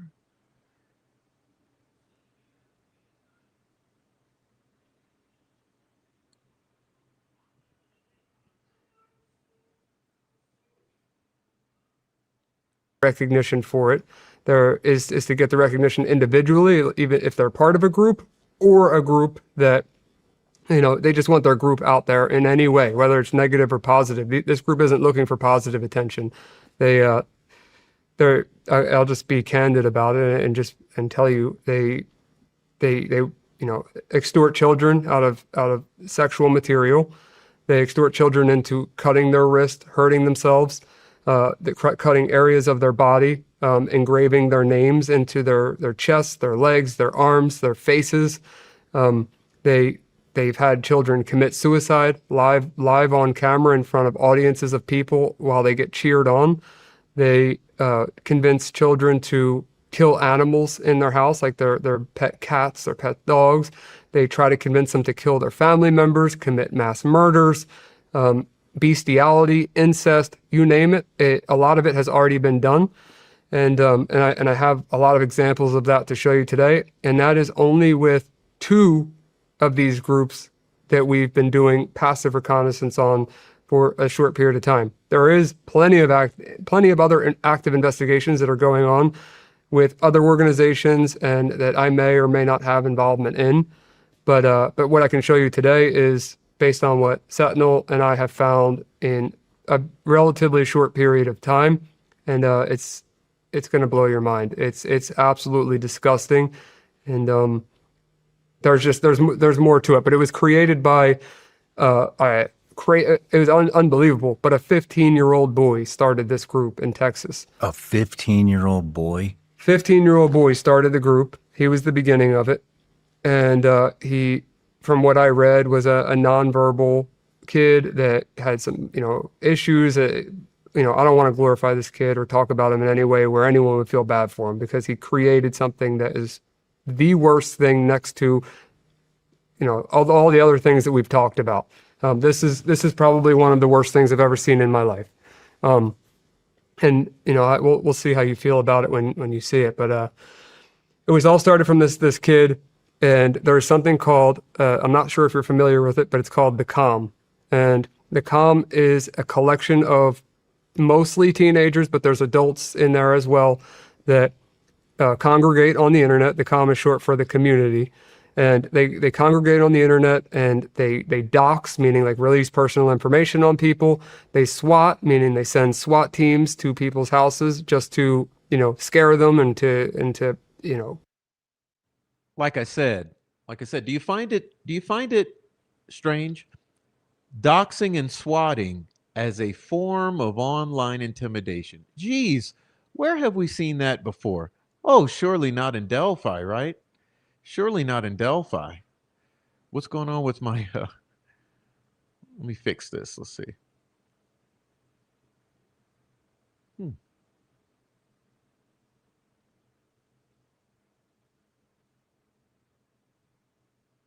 Yeah, surely not in Delphi. Doxing and swatting as a form of online intimidation, right?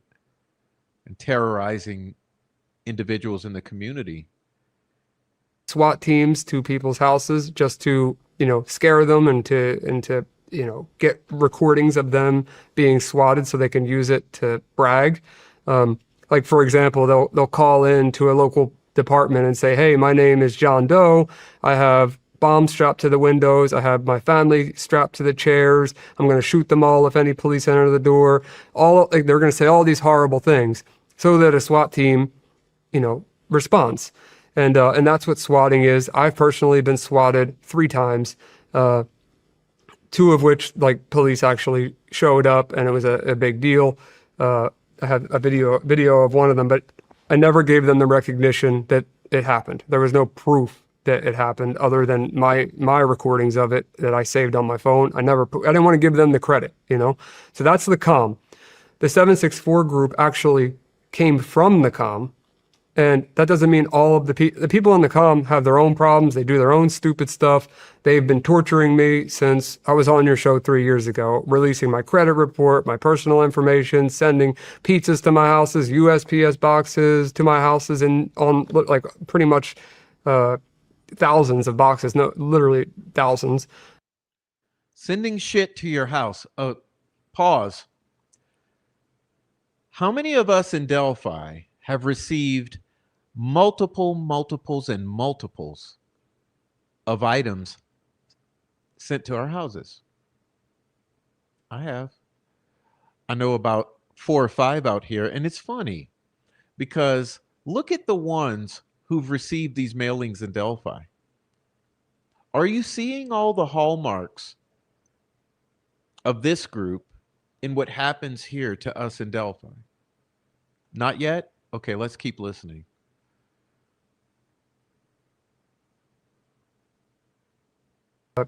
Thousands of boxes, no, literally thousands. Sending what to your house? USPS boxes. Why? Because they're free. You can order them on the USPS site, and they'll just keep sending pallet after pallet after pallet of these boxes. It's just to be annoying, though. They do it to be annoying and to get a reaction out of you. That's the comm. And a lot of them don't like me, and that's I'll keep the comm pretty short because they're a whole different topic, but usually just annoying. I wouldn't say that they're hackers. I would say they're more annoying, and they have technical abilities. Getting information on people, the way that they mostly do it is they like to use the term TLO, which TLO is just something TransUnion offers to run a report on somebody. And they'll use a stolen private investigator's account to run somebody's name, get their social credit report, and all of the above. And if they don't have access to one, they'll pay $15 to someone that does. And that's how they got my information, which I don't care. I genuinely don't. My credit's frozen. My address is out there publicly. There's nothing about me that they're going to find that isn't already out there. It doesn't matter to me. You can dox me all you want. You could try to swat me, but I know all the police all around my area. They're fully aware that people are going to try swatting me and have continued to try to swat me. I'm not really worried about them. It's more so the 764 group that stemmed from the comm, which is a whole different set of evil that I've never seen, where they want to they want to sextort children. And sextortion, usually for the people out there that are not familiar with that term, sextortion is when somebody sends naked photos, could be an adult or a child, and the second that those photos are sent, they say, if you don't send me X amount of dollars, I'm going to send this to your family, your friends, your school, your loved ones, and they try to extort them out of funds. Most of those sextorters, not that it's okay by any means, but most of them are just trying to make money. They're not trying to do anything evil. And 9 times out of 10, they're never going to send that to anybody. Because they're never going to get paid if they do, number one. And number two, they're if there was a child that they have nude images of, they would be distributing CSAM, child sexual abuse material. So, it happened. The reason why I say that is I have a family member that's very close to me that it happened to. He sent stupid pictures. He was an underage boy, and I won't say his name, obviously, but I had to coach him through how to deal with these people, and they wanted money. They didn't want any of this other evil stuff. And I got them to click a link, the scammers. I found out that they were in a foreign country that was I believe it was Nigeria. It was a couple years ago, but I think it was Nigerian scammers. And I told them, just ignore them. Just don't say anything to them. Ignore them. I know it's hard. I know you probably feel like they're going to ruin your life, but they have no benefit in sending your photos to anybody. And they didn't. That doesn't mean that doesn't happen. It just didn't happen to him. And most of the time, why would they? It's wrong. And I'm not saying it's right. I'm not trying to make it sound okay, but in comparison to what these sextorters do, it's not even comparable, man. I remember you telling me about these guys the last time we met in Florida. Yeah. How bad this shit is. Yeah, I've been working on this for a long time. And with Sentinel, it's been a few months, but I've been working on it for a long time. So How did these guys pop on your radar? So I was, a federal agent actually gave me a heads up about them. And from there, I never heard of them at that point.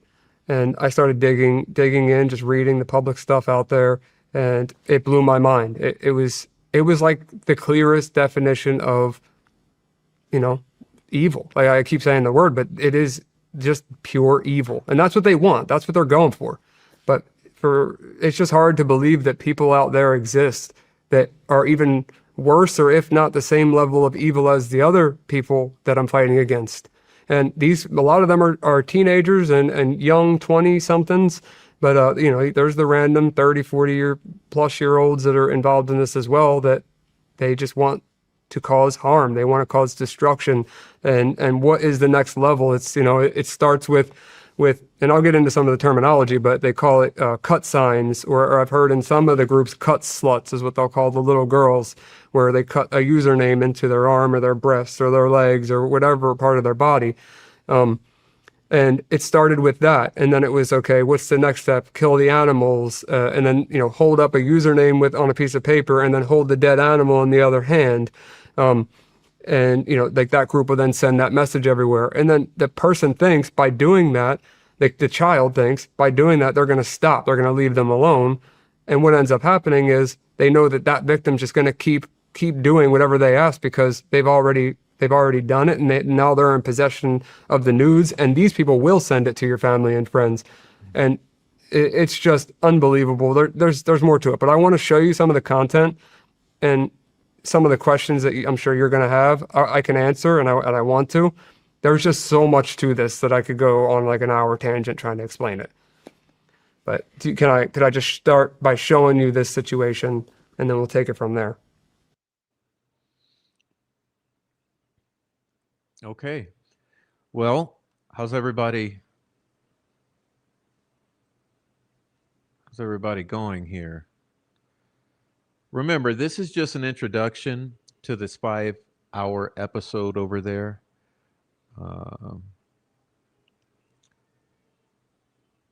But I think it's worth reminding ourselves and highlighting that this is a cancer. This is a huge thing.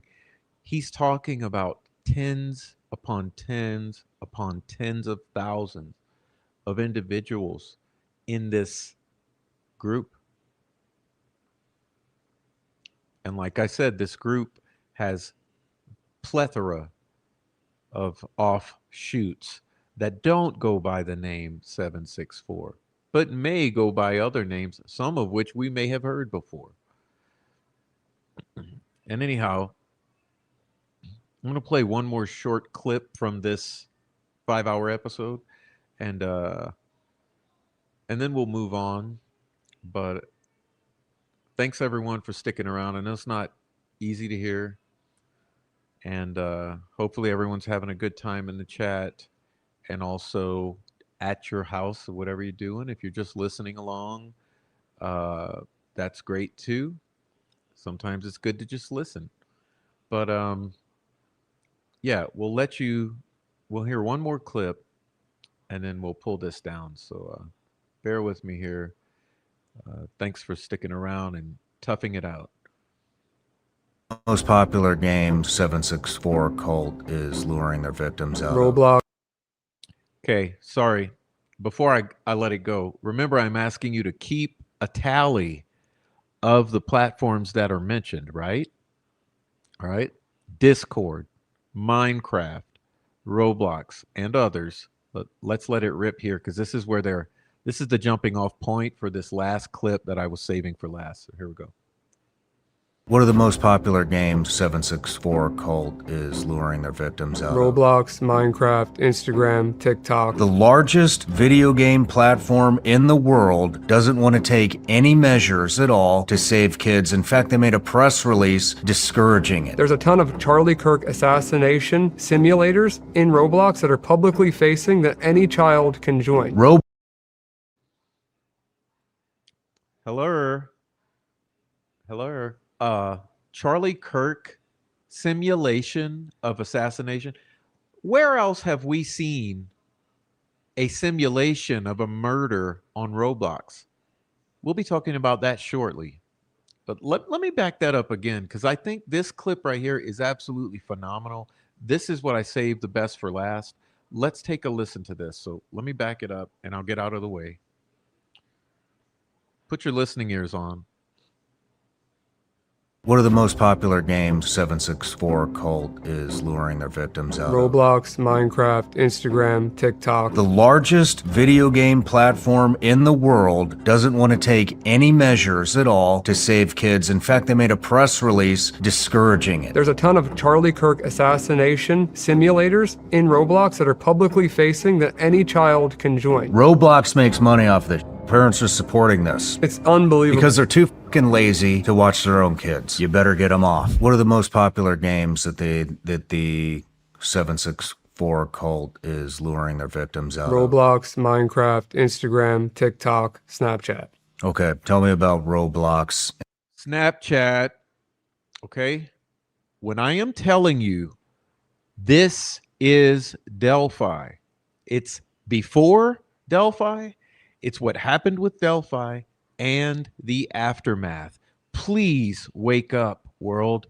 This is Delphi. Before, during, and after. We've been dealing with this for 8 years.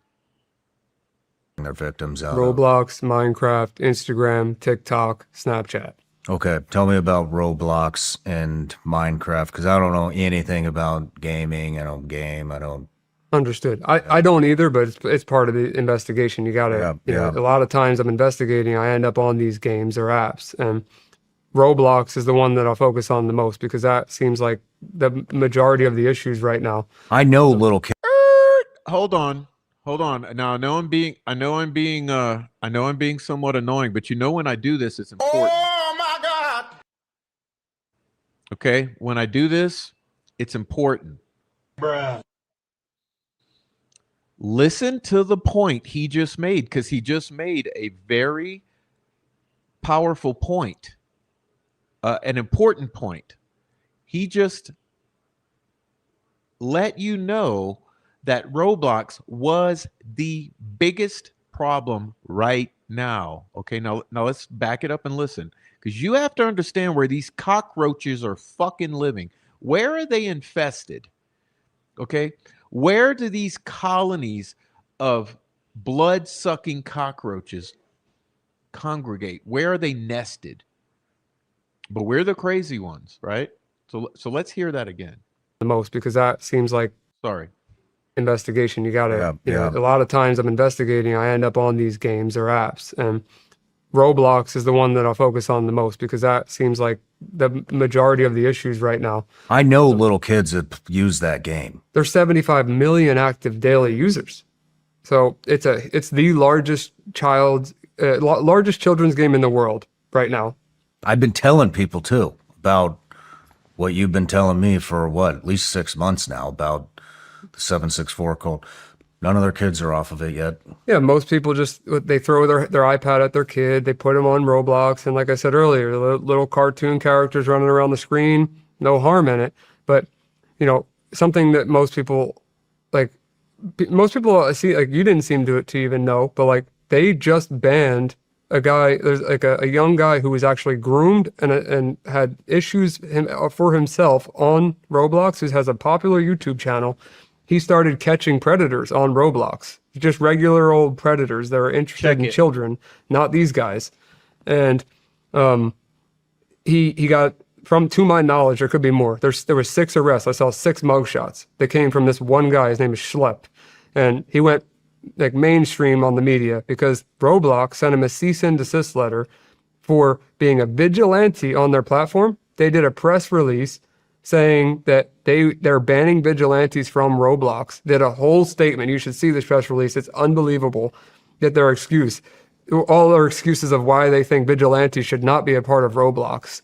There are a ton of predators. Is this publicly available? Yeah. We'll post that up right now too. Absolutely. So this is the official statement from Roblox saying why vigilantes shouldn't be taking down pedophiles and sextortionists off of their platform. They want these people on there. They want these fucking people on there to That's essentially what it meant to me. Your children. Money. And your children are on here, and I'm fucking telling you, you better get them off. You better fucking get them off. It is going to happen to you. Yes, these people, they're sitting predators, if you've noticed. Dude, what the fuck? What fucking parent keeps their fucking kid on there after we're telling them this shit? I don't know, man.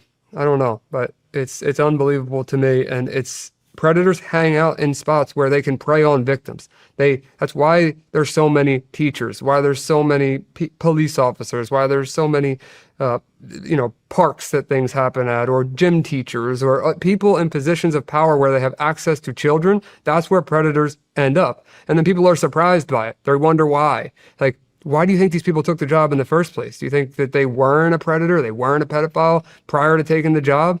Like, they've always been one. So when they're on Roblox, and it's the largest children's game in the world, obviously it's the largest children's game in the world. Yeah, largest in the world. So when largest children's game in the world doesn't want people on the platform saving fucking kids. That's exactly right. Are you fucking listening to this shit, people?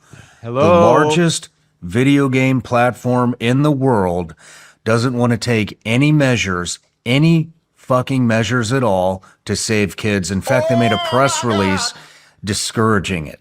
Yes. A cease and desist. Cease and Sorry, desist not a press and a press release. Both.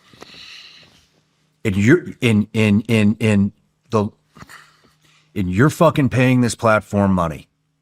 There's millions of people that are going to listen to this, and I'm fucking telling you, you are complicit in this shit. 100%. And let me tell you some more, Sean. So Roblox,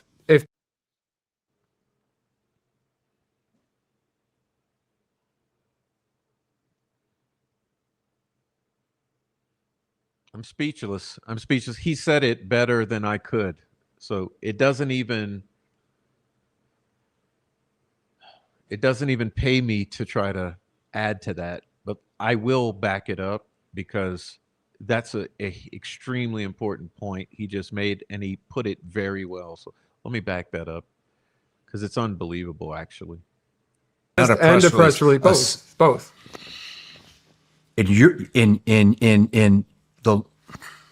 And you're fucking paying this platform money. There's millions of people that are going to listen to this, and I'm fucking telling you, you are complicit in this shit. 100%. And let me tell you some more, Sean. So Roblox, if parents have their kids playing on it, if you're familiar with Fortnite, there's a similar in-game currency called V-Bucks in Fortnite, and Roblox is called Robux, like R-O-B-U-X. Mm-hmm. So if you went to Target or Walmart or CVS right now, we could go buy a Roblox gift card that a kid can cash in the game, and they get a Robux balance. So they'll get it for their birthday presents, or their parents will buy them these cards, which allows them to buy like outfits in the game or access to do fun things and in actual kids' games, right? Well, there's these public games where developers, like you and I could be a developer for Roblox by just signing up to be a developer, put out a game, Roblox will host the game, and then everything that's purchased by these children in-game purchases, they make 30% commission on. So when they leave up a server that is talking about, child porn, in that example, they use CP as the term. And then there's other servers where they're blatantly wearing 764, shirts as characters. They got upside down crosses. They got satanic symbols. They have people in the chat logs talking about grooming. They have all these things, but they're profiting directly off of this stuff. and they don't have, to my knowledge, it's like it being the largest game in the world comes with some responsibility, for kids. And I believe you should have a full team full of people that are familiar with child crimes working in your content moderation team. And if you don't, then you should be hiring these quote unquote vigilantes that you're kicking off the platform that are getting arrested on your platform. You should be hiring them because obviously they're making more of an impact than Roblox is, at least. Yeah. So bottom line, and trust me, you're not going to believe, okay? Let me, one more time, prepare yourself for what you're about to see, because he's going to show an example. Okay, because I don't know if that might have just flown by you. Maybe I should back it up. That might have flown by you, what he just said. It's extremely important, and I think everyone's fucking missing this. This is flying over everyone's head because you're not seeing it. So let's take a look.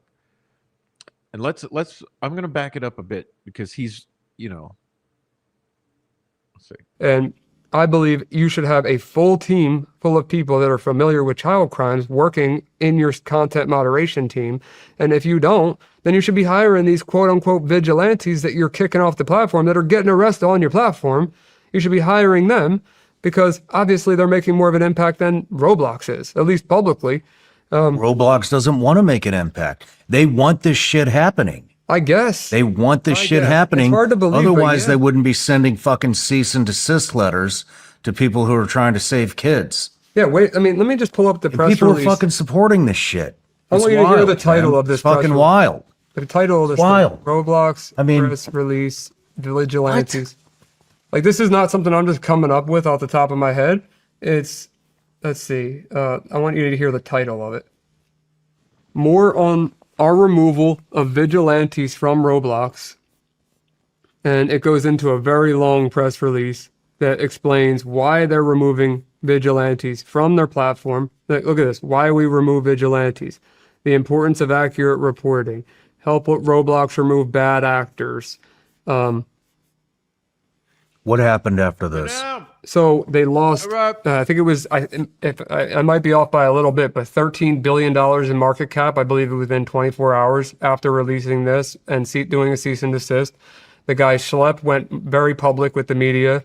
Chris Hansen partnered up with Schlepp to, like the YouTuber, to talk about this specific problem because it made no sense. That makes zero sense why they would want to get rid of vigilantes on their platform if they're not causing any harm other than just exposing the predators.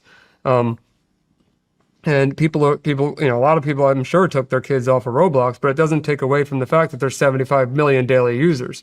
And another thing outside of child predators, Roblox, I'll show you a picture with it, but before I show you the picture, there's a ton of Charlie Kirk There's a ton of Charlie Kirk assassination simulators in Roblox that are publicly facing that any child can join, that are very graphic.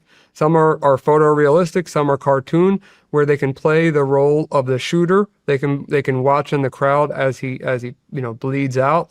They can, any child can join this, and I have photos of it so you can see. This is on the most popular kids game in the fucking world. Yes. So here's some screenshots of Roblox. If you join my Discord server, you'll see real CP. That's just one. Swat us, we dare you. You're based in your mother's basement, but look at that. That's there is another Pentagram. one. Yep. The Roblox in-game chat references Twist Sexual Fantasy 764 and the Age of Young Gamer.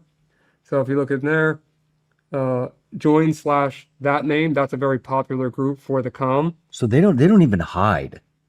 They don't even hide. Comm girl on cam / where the comm girl's at. Comm girl meaning like a girl. They're telling you what they're gonna do before they do it. Well, not all the time. Sometimes they lure them straight in here and they don't. In this case, they're straight up saying where to go watch it.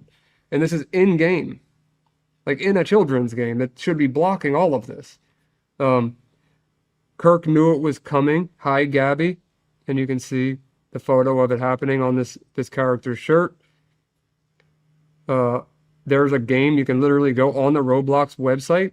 Assassinate Charlie Kirk. And just press the play button and just play it. and you see this. Holy shit. Yeah, you can use real V-Bucks to buy these t-shirts, which I'm not V-Bucks, I'm sorry, Robux, to buy these t-shirts. And, you know, that means Roblox is making 30% off every sale of that t-shirt. So Roblox is making 30% off selling gamer, what do you call that? Like a skin? A skin, yeah. A gamer skin, like an outfit for your character to wear that is Charlie Kirk shot in the fucking neck, bleeding to death. Yep. Roblox makes money off this shit. They make money off of all of this. The predatory behavior. And parents are supporting this. That's fucking genius. It's unbelievable. Because they're too fucking lazy to watch their own kids. That's what this is. They're too lazy to watch their own kids, and they think that it's not going to happen. Pay attention. Too lazy to pay attention and to be aware that they're a literal predator. You're handing your kids over to predators by allowing them to get onto Roblox, period. To them, and their kids are smart enough to not fall into this trap. It's all these things. That is not the case. They're wrong. They're wrong, and I can tell you with absolute certainty, I do this every day. Almost 7 days a week of my life is dedicated to this topic. And I don't have a child. And when I do, I don't know how I'm going to act as a parent, but I can tell you for absolute sure, this is not going to happen in my house. It's not going to happen. My kids are not going to be part of these games. They're not going to be part of social media until a later age. I understand there'll be friends that are going to hand them the phone. I know they're going to break the rules, but I want and look, I can't speak on what I can't. I don't know. Maybe I have a kid that defies everything that I say, and I'll eat my words at that time. But right now, I can't understand why you would even let your child play the game. Why would you buy them Robux in the game? Why would you give them access to a computer if you see they're even playing it, knowing what you know right now? So not just Roblox, Minecraft too, any game where they're talking to strangers that is unrestricted, you should not let them play, especially at a very young age where they don't even know right from wrong. So I can keep going on a rant, but parents are going to make decisions for themselves. And the question that I'm going to get asked, and I get asked by everybody, is what can you do about it? Well, the answer is two things. I wish I had a better answer. It's either sign up for a monitoring software like Bark, because Bark is very good for what it does. It monitors for bullying, monitors for sexual type of activity, it monitors for suicidal ideations, all of those things. I have no partnership in Bark. I just like their company. I think they do a great job. Custodio is another one that also monitors devices, but Bark is the one I know the most. They both, I'm sure, are great. And the most important one is being aware of what this stuff is. Do your research. Watch the news or Google search some of these terms on the news. 764 group, the Com, Roblox, predators on the internet. Watch some of these podcasts. Listen to some of Sean's episodes. Get yourself familiar so that when you have a conversation with your kid, when you decide it's the right age to talk to them about this or that, then you have less of a chance of them falling into this vicious cycle. And if they do fall into it, they feel comfortable enough about it to come to you about it and tell you. And that's the best advice that I can offer you. I don't have a button that just erases predators off this planet. If I did, then half of my life would be a lot more free than it is right now. No matter where you're watching Sean Ryan Show from, if you get anything out of this, please like, comment, subscribe, and most importantly, share this everywhere you possibly can.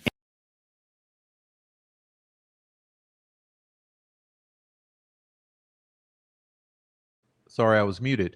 Okay, and share this. Okay, share this stream tonight. This very stream right here. Hit the share and share this and show this to your relatives. Okay, your kids and to your brothers and sisters and your family members who have kids. This needs to be screamed from the mountaintops. That's where they are, is when you allow kids to get on the internet, period. Got it? Now, before we go too far or beyond this, let me show you. So the two channels, okay, if you're interested in the 5-hour live stream, go over here to the Sean Ryan Show. Okay, so if you go to Sean Ryan Show, click on live streams, and it's a live stream that's recent, and it's 5 hours. Go to the Sean Ryan Show to see the whole thing. You owe it to yourself this weekend to go and watch it. Okay, when you're free, just put it in the earbuds, listen to it in its entirety. Okay, because it's better than just these clips.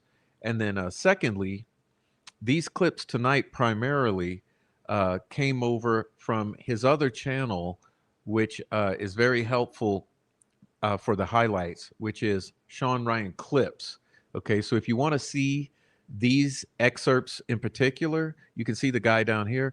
Go to Sean Ryan Clips videos, and in the videos, you'll find a handful of these clips that are taken from that 5-hour live stream. Okay, so thank you to Sean Ryan for producing that, because this is probably the most pertinent show on the topic, that 5-hour live stream, that has been produced to date. So you owe it to yourself and your family members to go and check that out. Okay. Now let me remove this, and we're done with that. Now I want to segue into something, because I know that typically in Delphi, a pattern I've noticed, and again, this is not bragging, this is not tooting my own horn, no matter what the people are going to say, this is factual. So typically I'm 6 months, 8 months ahead of where everyone is catching up to. And I know many of you in the chat who are regularly here because you follow. Okay. But I want to show you something that I produced on Substack not too long ago. Okay. You can see this was July 1st, 2025. This is the Delphi Murders Roblox video. Because remember, just as there is a Charlie Kirk reenactment, there was a Delphi Murders reenactment that was then turned into a highly produced, perfected, and highly produced video, which we have come to term the Delphi Murders Roblox video. And I created this article on July 1st of this year to explain it to you guys. And you see, I wrote here: sadistic secret codes, sick, perverted, and potentially revealing guilt knowledge of the murders. Okay, so let's take a close look here at this article. I can walk you through some of it. I say these screenshots establish context for the Roblox video and some relevant information about the platform. Okay, so what we'll do here, we're going to step through some of these. Hey, you can see someone's describing, the community members were describing that it's weird to see this Roblox video because this person reported the video, which was an entire Roblox reconstruction animation of the crime scene from beginning to end with Roblox characters. For Abby and Libby and the murder, it was so effing awful, I had to report it to get it taken down. Oh yes, I remember exactly because of how disgusting it was. It was odd because I remember seeing a very famous 1 million plus Roblox YouTuber early in the comments encouraging the video. It was very horrific for sure because the way it was filmed was very snuff film torture porn style, not in favor of Abby and Libby. It even showed scenes of the girls being raped, or the one girl.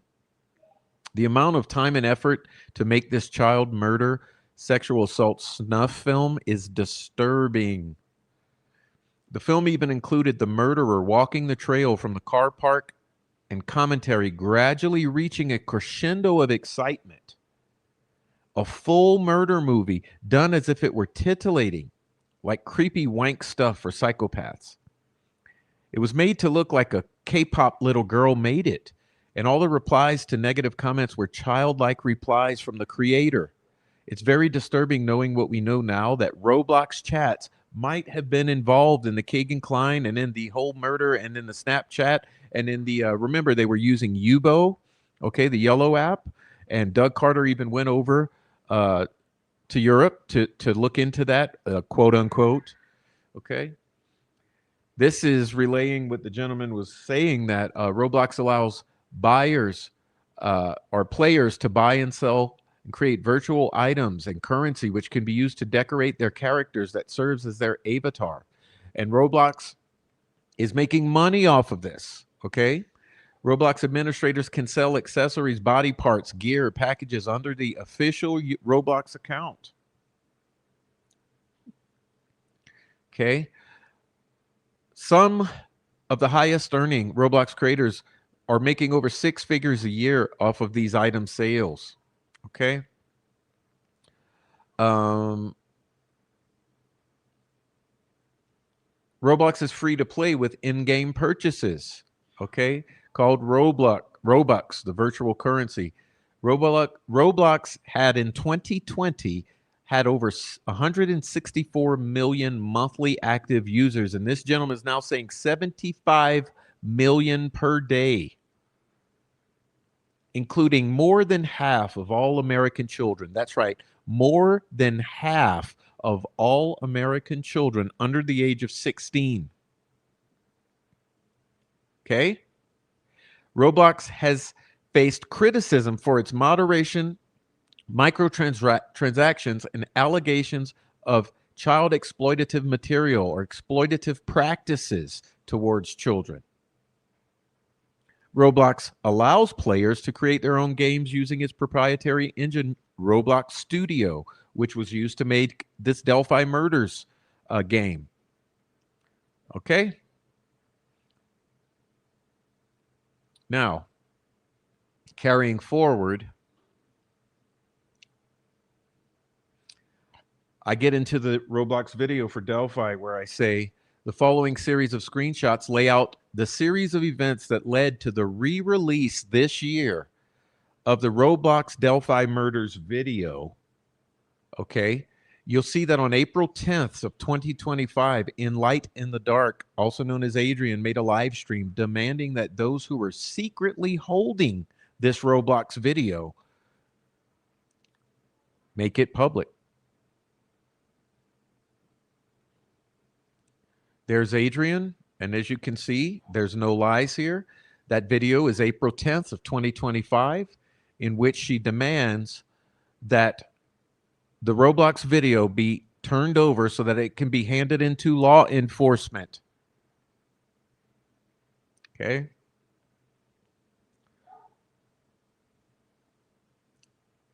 On April 15th, 2025, Jamie Hicks made a response on YouTube to Adrian's initial demand.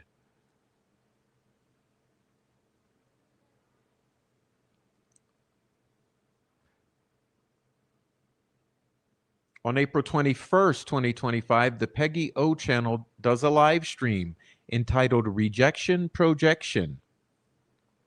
In the live chat of this live stream, a link to the video, to the Roblox Delphi Murders video, was dropped. Here's the date, April 21st, 2025.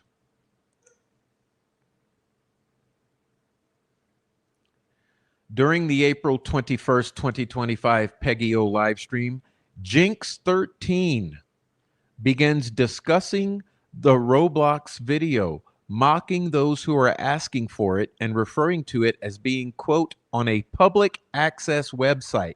That's Jinx13. And pay attention to the spelling here. Gen X13. Okay, Gen. What is a gen? Okay, study Arabic history and look up the gen. Okay, what is an X in occult symbology? The X is a hex. Okay, the X is a sigil. The X is a satanic or witchcraft sigil, as is the number 13. Gen X 13 begins discussing the Roblox video and mocking. Remember, every time they're mocking, every time there is mocking in the controlled opposition and in the narrative controllers, we have identified that a huge pattern in this campaign that's being run online is mocking is always used when the truth is told. When you hit something on the head, you hit the nail on the head, mocking is a primary go-to strategy that this group uses to try to discount and discredit your correct assertions. Okay.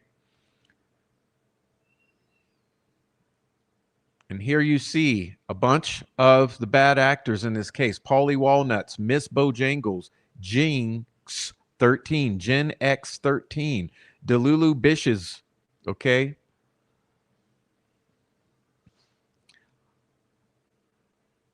The mocking, how the F is anyone holding the Roblox video hostage when it's on a public access website, which means it was just published. It was just in the hour before it was published to a website in order to do this thing here, which was the dropping of this, okay, to drop this video onto the internet once again after it was secretly hoarded for years. After it was created, a upload was made to Streamable immediately prior to it being dropped here in this live chat. I said only 30 minutes into the live, Jinx 13, Gen X 13 drops a link to the video, which is being hosted on streamable.com. At that time, I visited the link personally, yours truly, Prof. I was actively watching the live stream. I went immediately and clicked the link, which brought me directly to the Streamable posting of the Delphi Murders Roblox video that showed that the video had just been freshly posted in its original format and quality, because that is a fact that we knew. We knew what the original format would originally look like and the original quality and how many megabytes of data it contained. That original quality, original video was posted immediately prior to the stream, because when I visited as the sixth person, it only had 6 views, which means it only had 5 views prior to me clicking it. Okay. And here is the proof. This is the posting. Jinx 13, Gen X 13 Evil Eye. Lord have mercy, I finally found it. Here's the damn public access website. That's the mocking. Here was the link. Okay. And you see Miss Bojangles, ha ha ha. Okay. Paulie Walnuts, yep, that's the one I saw. Okay. Miss Bojangles, ha ha ha. Okay. Delulu Bitches, Bo You Doll. Okay. The Roblox Delphi Murders live action reenactment is released. Take notice that the video is highly produced. I consistently make that point to you so you don't think that this is just a screen recording of gameplay. It's very important you understand that this is a highly produced production. It's polished, okay, with editing done post gameplay, including a title screen, a soundtrack, and other overlays over the initial gameplay. The fonts, transitions, and edits all reveal that the video was created in its final form on an Apple computer. How do I know? Because I use iMovie. It's very clear to me as I look at the fonts, as I look at the transitions and study the video. Being a person who creates on iMovie, I'm very familiar with all of the fonts and the transitions, etc., that are contained in iMovie. This was definitely created on iMovie. It's also noteworthy that this project is labeled as a reenactment. Okay, interesting enough, right? Look at the title screen. Delphi Murders Live Action Reenactment. And I drew an arrow to draw your attention to the term reenactment. This is pretty bizarre that this would be called a reenactment when you study the contents of the video. Okay, here's my first initial observation. I said small initial observation. Note that the signage states Delphi Historic Trails open dawn to dusk. Isn't it interesting that the word dawn is used here? Open dawn to dusk. All of this had to be created in the gameplay. Just be aware of that. As you're looking at this, Every single aspect of this had to be created by the game developer, okay, including this sign. And this sign says Delphi Historic Trails, open dawn to dusk. Interesting to note that the script writers mock the fact that the internet is a bad and scary place. Remember my statement to you that mocking is always used when facts are told. When you are directly over the target, when you hit the nail on the head, they mock. It's the primary strategy of all of these people, both sides in the Delphi murders online narrative control sphere. Okay, so what are they mocking? They're mocking the fact that the internet is a bad and scary place, because here they have Abby and Libby, and they have Libby saying, they have Abby saying, my parents said the internet is a bad and scary place. And Libby says, I don't think they realize how embarrassing it is to be in middle school with no phone. And again, they're mocking that the internet is a bad and scary place. Once again, here's the first occurrence within this text of the letter X, again interjected into a word. Here snap, as in Snapchat, S-N-A-P, Snapchat, snap is spelled as S-N-X-A-P, right here.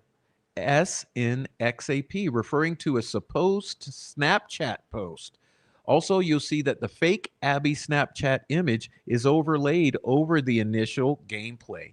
This is strategy. Now look at it. You see, snap with the X interjected. Understand what I'm saying to you about this letter X. It's a sigil. It's a witchcraft symbol. Liberty German. Fake Snapchat photo of Abby on the bridge. Remember, over the years, we've had a handful of experts advise us, a bunch of different creators have been advised that this photo is absolutely photoshopped. It's not real. Okay, this is not an authentic image. Even the court and the prosecutor and law enforcement could not produce this actual piece of information. They could not find this in the phone. This does not exist. When in trial, when this was brought into trial, which it was brought into trial as a result of an internet search where everyone else finds this photoshopped image, okay? This fake image of Abby right here that has been proven a fake by multiple, okay? Notice that this is pasted over this initial gameplay in this highly polished production. Once again, here you'll see what appears to be a username glitch, which comes up as Madison. It's briefly displayed as the name for Bridge Guy. So suddenly Bridge Guy glitches to Madison. Okay, and you'll see here, Madison in the red box.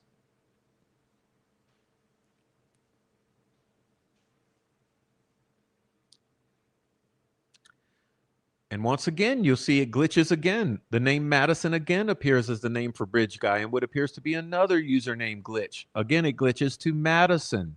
And you see Abigail and Liberty here. Okay. In this image, Abigail's name is suddenly replaced by the username Funsies3424 in another username glitch. So suddenly Abby's name glitches to Funsies3424. I've highlighted some creepy dialogue that occurs after the sexual assault graping scene of Liberty. After the sexual assault scene, and just prior to the murder of Libby, you'll see the fetishization of the victim, Liberty German. Here you see, please leave me alone. You already got Abby, cries, Liberty. And you see she's nude here. Because I can. I've thought I've lost you, my sweet sugar. See the arrow here? My sweet sugar touches chin. Remember, this is labeled as a reenactment. In the scene where Libby is murdered or killed, a chat box suddenly pops up and reveals another username, Leah Michelle, with the X. Once again, look at the X here. Do you see the X interjected into the name Michelle? Leah Michelle with the X interjected once again. The username Leah Michelle was formerly Yammyox. And check it out again. Yammy XXOX. Yammy XX. The X's. Once again, you see the X's are just predominant.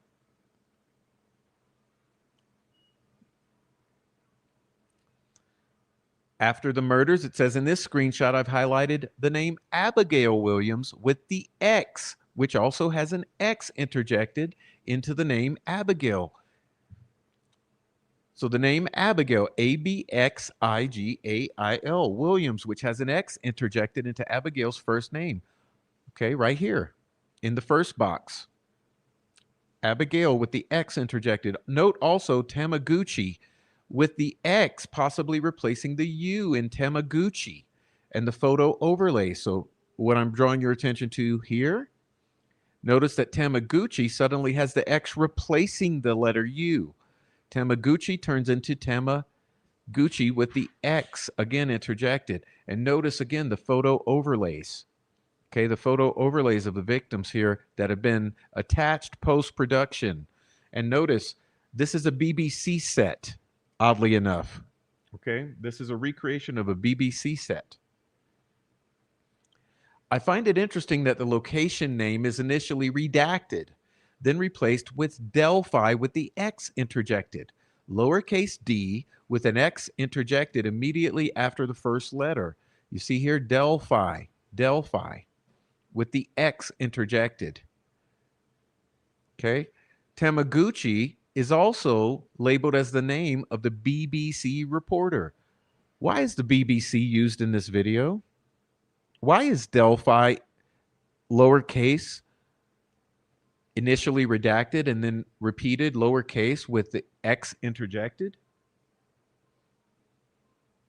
Are these sigils? And in its closing, note that this closing character is in a room labeled as Blonde Sorority Girl VIP Besties. Okay, so this room is labeled as Blonde Sorority Girl VIP Besties.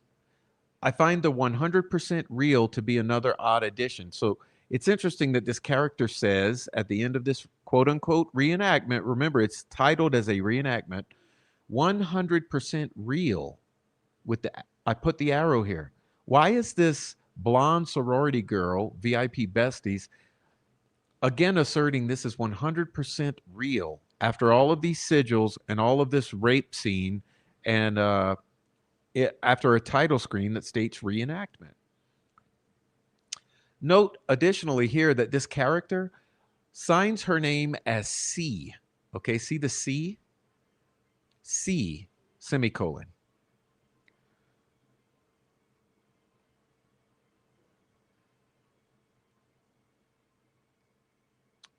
Extremely bizarre after viewing a reenactment of a sexual assault and double murder of 2 children, and while talking about 2 real young murdered girls who were murdered in real life in Delphi, Indiana, this juvenile female character gleefully takes off her pants and claps her cheeks.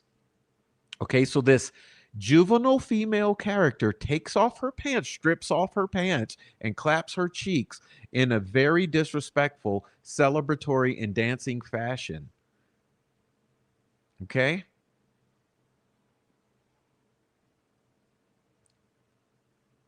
Why? Who made this? Why was this made? Why was it turned into a finalized production, not just good enough to be screen recorded gameplay? Why was this turned into an actual finished production with title screen, edits, overlays, etc.?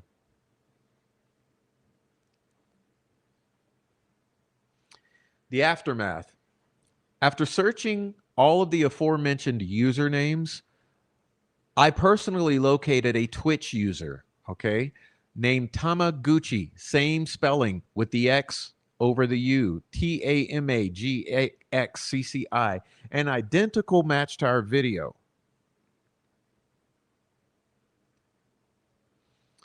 You can see twitch.tv, Tamaguchi with the X over the U, about. You see here? Okay. These are receipts. Tamaguchi, 8 followers.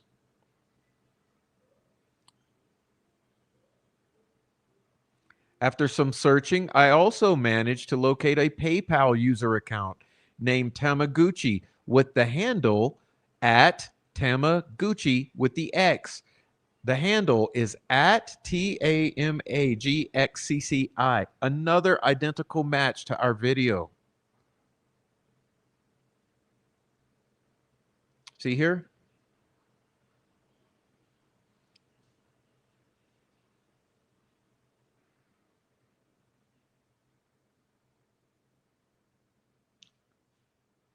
A note on the letter X from Leon Seltzer, PhD. Because it's been employed in so many fields, from algebra to genetics to aerospace to sex and spirituality, X's abundant meanings have almost everything to do with the context that engages it.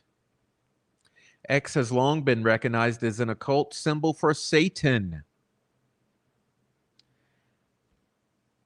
X has long been recognized as an occult symbol for Satan and the black art or witchcraft of Satanism.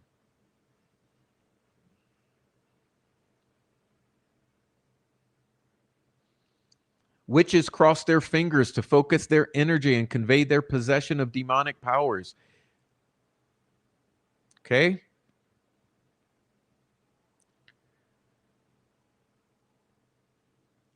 X, as it relates not so much to a fond or sentimental attachment, but to something far more lustful or passionate, gives us X-rated, and the word sex itself. And not only does this usage address the earthier, more animalistic side of our nature, it can also slip into the realm of naughty, illicit, or forbidden.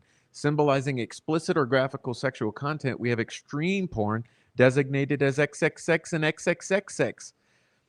Okay, XXXX has been increasingly showing up to suggest really bold, intense, or outrageous displays of sexual daring do.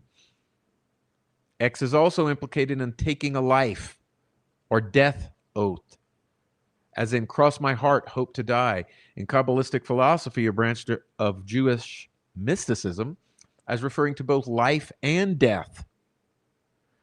X is signifying the end of something, an entity whose existence is over, past, dead, and gone.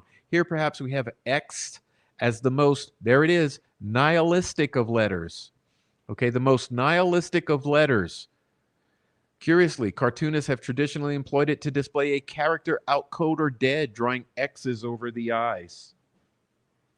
As already alluded to, as symbolizing fatality in the well-known skull and crossbones emblem, marking the scene of a crime in a plan or photograph. Okay, X marks the spot, right? In secret societies, X as employed to emphasize their strength, their exclusivity, and a certain subversiveness or duplicity about them. In secret societies or secret groups or these cults, expressed, for example, through crossed arms and legs, which can be code for crossed, meaning as in left meaning right, or things being inverted, black for white, yes for no, up for down, right for wrong. In linguistics, X is what's been called a phonetic chameleon. It's used to replicate such sounds as KS as in wax, GZ as in exhaust, Z as in xenophobia, K as in excite, and KZH as in luxury. And the letter can also hush up, that is to be silent, as in Sioux Falls. Silent X. Wow, talk about diversity or confusion, okay? And anyhow, if you were to visit my Substack here, you'll see a video I've attached, a clip from one of my live stream videos. So if you want to see this clip, go and visit my Substack here and you'll see it. But I have some additional context with that video. And furthermore, I have an additional article called the Roblox swatting, because remember that after Adrian and I discussed this Roblox video, we were both reported to the National Center for Missing and Exploited Children hotline in an attempt to SWAT us. We were both reported to our police, who both separately had to investigate us for the allegations of possession of CSAM merely because we discussed this Roblox video. Yes, we were swatted for it. You can read that article on the Substack as well. So please check out the Substack. If you're new here, the Substack is at Read the Prof, okay, at Substack. So anyhow, if you go over to the Substack, not only we find a plethora of other stuff, okay, there's all kind of articles on all kind of things, and there's some new articles coming up, okay? I got a group of 10 articles coming your way shortly. That's right, 10 articles.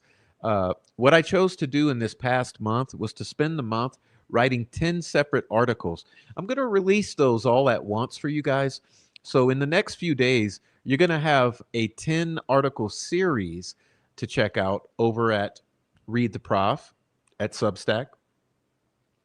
But in addition to those 10 articles that I'm about to release, that series, you also have that article we just looked at, the Roblox video, the Delphi murders Roblox video, where you can go look at that and watch the video. And you'll see all kind of other articles. And I also display an entire article on Adrian's swatting attempt, and with the receipts, because remember, everything I've shown to you, as always, there's receipts for everything.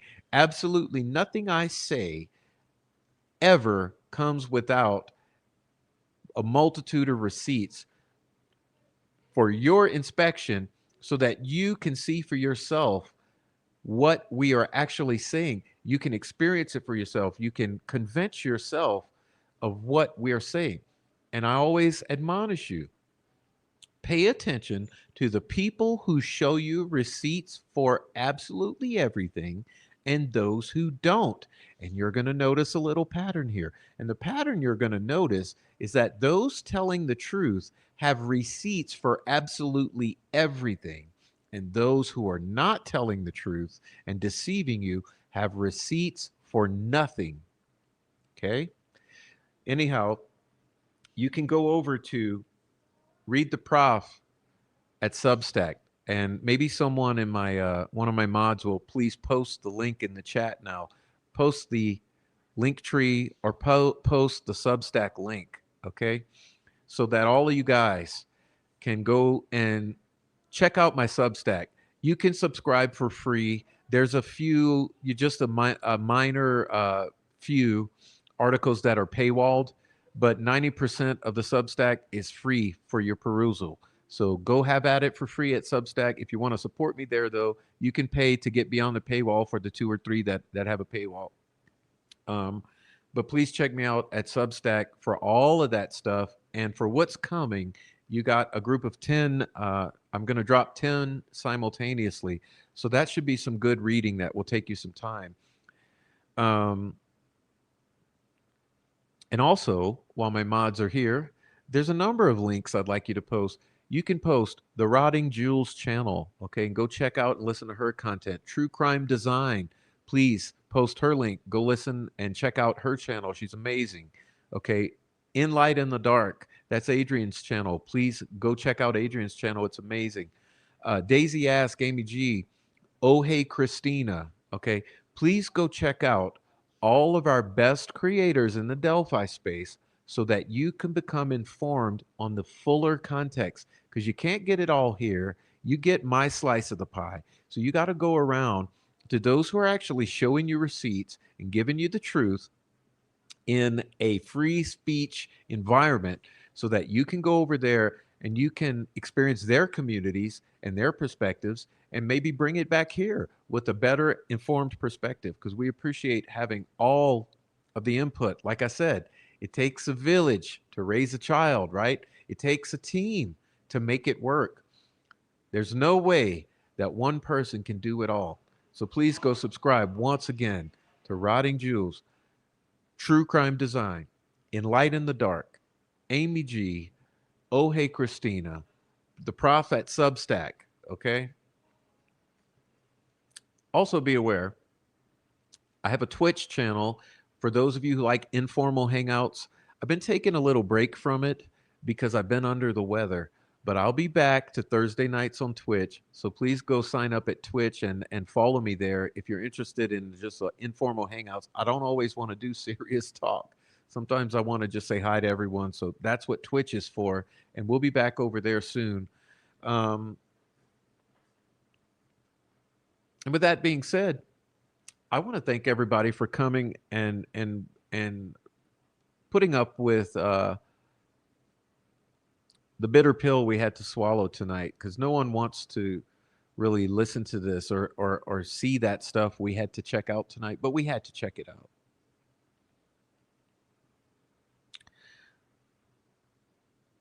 For our own betterment and for everyone else. Sometimes you got to hear what you don't want to hear. We can't be the three monkeys, right? We can't be monkeys here. We can't cover our eyes, cover our ears, and cover our mouths. See no evil, speak no evil, hear no evil. We have to say it. We have to see it. We have to hear it. Okay, that's why we're here. Truth to power is the key to success always, because this is our social media, or this is our media today, is what I meant to say. Remember, this is our media. You're not going to get it on MSNBC or anywhere else in the mainstream. Social media is our mainstream media, which is why we're here. Okay, we all have a voice. This can go far and wide if you make it. So it's up to us to discuss this here, to look at it here, to be allowed the latitude to have free speech here, which is why I started the show saying that. It's very important that we be able to come here, express ourselves freely, hypothesize, speculate, right? Have fellowship, throw ideas around, brainstorm, and come together for the betterment of society, right? Including Abby and Libby. Because here's the matter of fact. There is very, very, very little confidence out in public that justice was served for Abby and Libby. And when I mean it's 5-10% confidence. When we take the litmus out in this community as to who's satisfied with what happened with this conviction of Richard Allen, it's 10% of the bloodlusters who are actually happy and satisfied with what happened. Because reasonable people, the 90 percentile, know that that was a miscarriage of justice. Because how are you ever going to achieve justice for two child victims, Abby and Libby, when you don't have a fair trial for the person accused of doing harm to them? And that's the bottom line. The entire world knows that when they look into this trial of Richard Allen and all that predated it and all that's followed, that justice was not served because it was not fully fair, balanced, and transparent, which is why it's very important that we are still here discussing that fact. We can't just let it go, let the flame flicker out, and move on as if there's nothing to see here, because we still have two victims who can't rest in peace as long as this travesty stands. And that's the bitter truth about what has happened with Delphi, why we're all still here. And we are going to exercise our speech over the issue. And I suggest all of us here exercise our speech. Hold those accountable who are committing subterfuge behind the scenes in this case. Right? Speak the truth to them. Pull yourselves up, poke your chest out, and get brave and speak the truth to power, because we all know that what happened was not right. We're dealing with a patsy. And even if this guy was involved in some way, he still did not receive a fair trial. No evidence was produced that was compelling that he was involved. And we have plenty of compelling evidence that others were involved. And if you want to know what I'm talking about, reference Keegan Kline, Reese Davis, Ron Logan, Noe Amos, etc.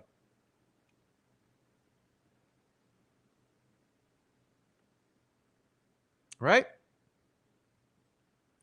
So with that being said, I want to thank you all. And I got a little excited. Hey, I'm blaming the chocolate. And yes, I'm a psychopath. It's the 100% chocolate.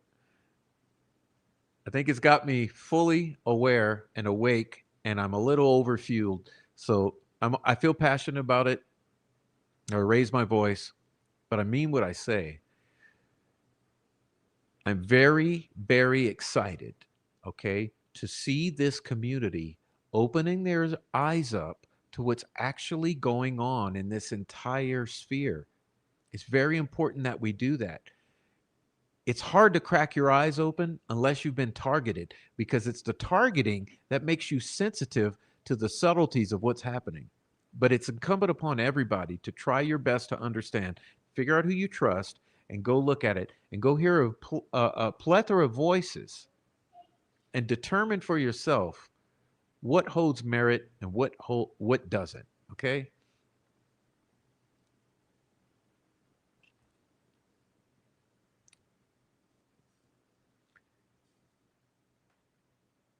With that being said, I want to ask all of you to pray for me.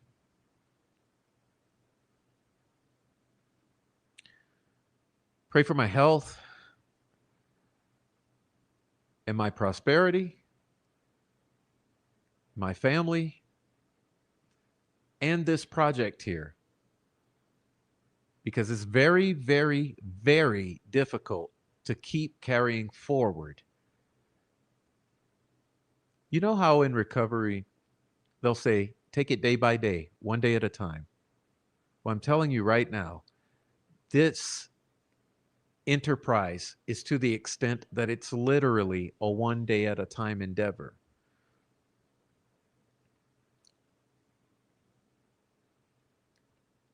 It's very difficult to keep putting one foot in front of the other when you're the target of a very large group of people for a sustained period of time. This is a difficult endeavor. Whether I'll make it another episode or another month or another year, who knows? It's very difficult. Every step is difficult. But your support and encouragement, and every other creator's support and encouragement and demand for the truth, is additional fuel that makes one more time possible. Because tonight would not have happened without a few people that made it possible. And the next one probably won't happen without a few people that make it possible. So please understand what I'm saying. Support all of us here who are in the front lines, because it's difficult. It truly is. Look at all of those who've left. Look at the law enforcement officers who stepped down or died. This is a very difficult undertaking. So understand that, okay? And anyway, with that being said, I love the Prof's crew so much. I really do love you. This community here is amazing. And I want to thank you for being here on another live. We made it. And I hope to see everyone soon. Please send me a message. Send me an email. I just love your emails. If you check out my description of the channel, the About Me, there's a link tree. My email's in there and everything else. All right. So I want to hear from everyone. I need to hear from you. Anyway, God bless and good night. We love you. All right. Cheers.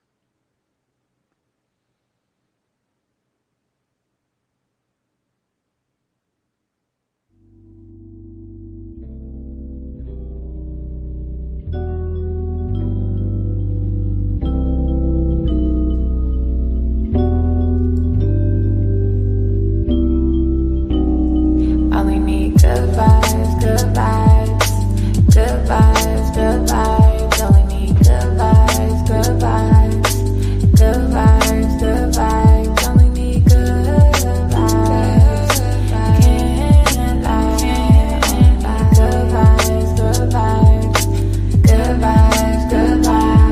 so patient, I'm going places, can't fake it. My heart is so cold, my energy is contagious. All the pain, I can't take it. I'm staying grounded and graceful, cause I know everything that I've been through only made me count my blessings daily. Yeah, they've been acting shady, but I don't take it personal. The memories fading, I'm enjoying the moment. I've been smelling the roses, taking time to reflect, stepping back, the truth unfolding, unfolding.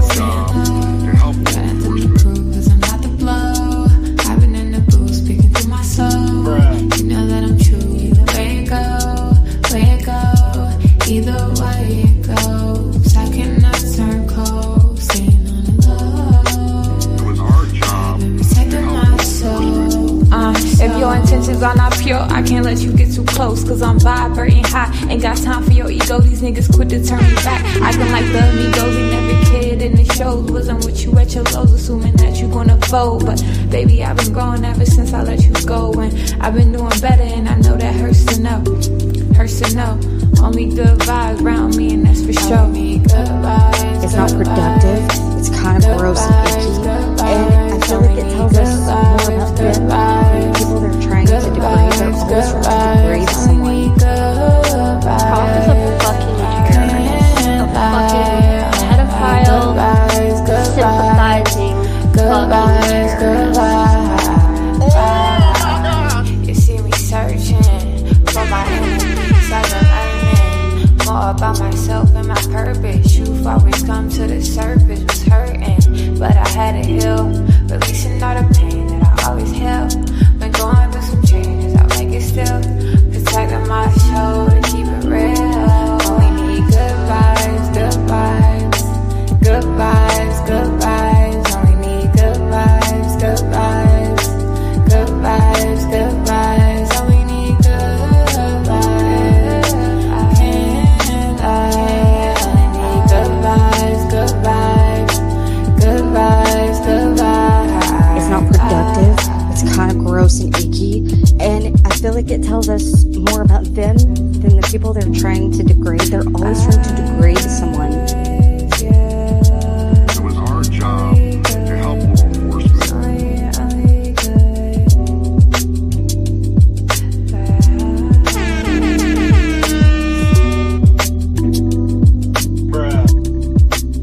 I'm legally blind.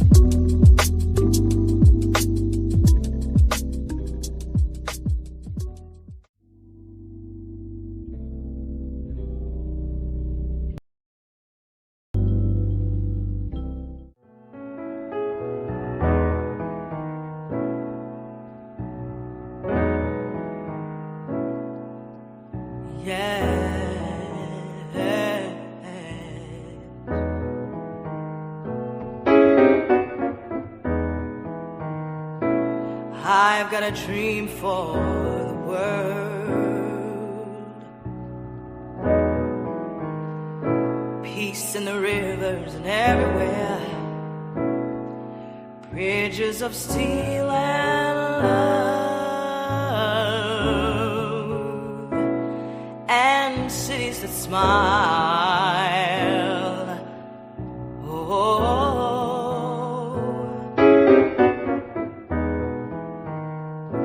Gray empty faces walk by.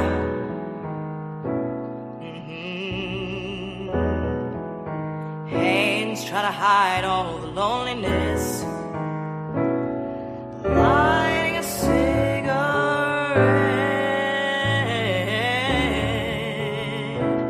to blow time away.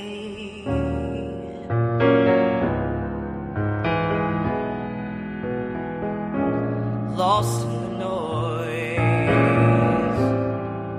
lonely as the wind. People on the sidewalks with no place to go. Can they learn to understand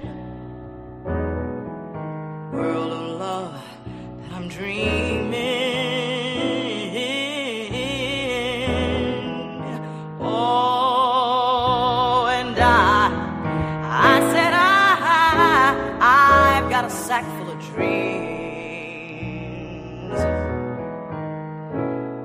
people filled with laughter and toy balloons,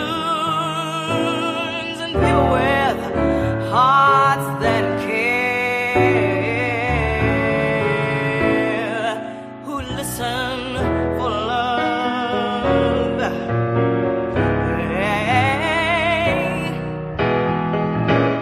won't you listen, wanting to care, wanting to share all my dreams for the world? Can they learn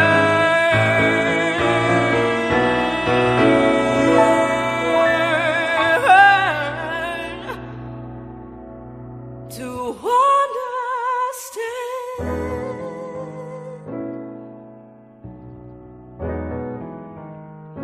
World of love that I'm dreaming.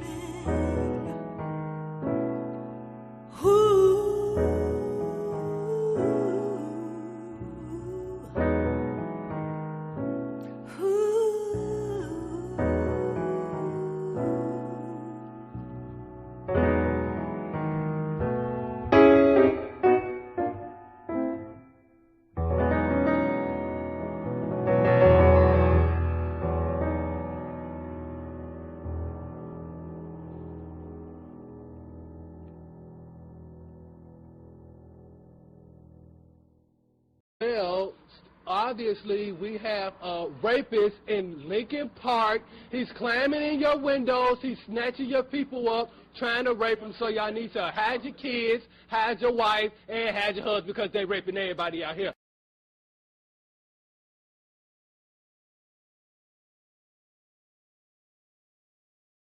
As an expert at being Mickey Mouse, yeah, I can say seriously, yeah, you're right, Rick. This is some Mickey Mouse bullshit.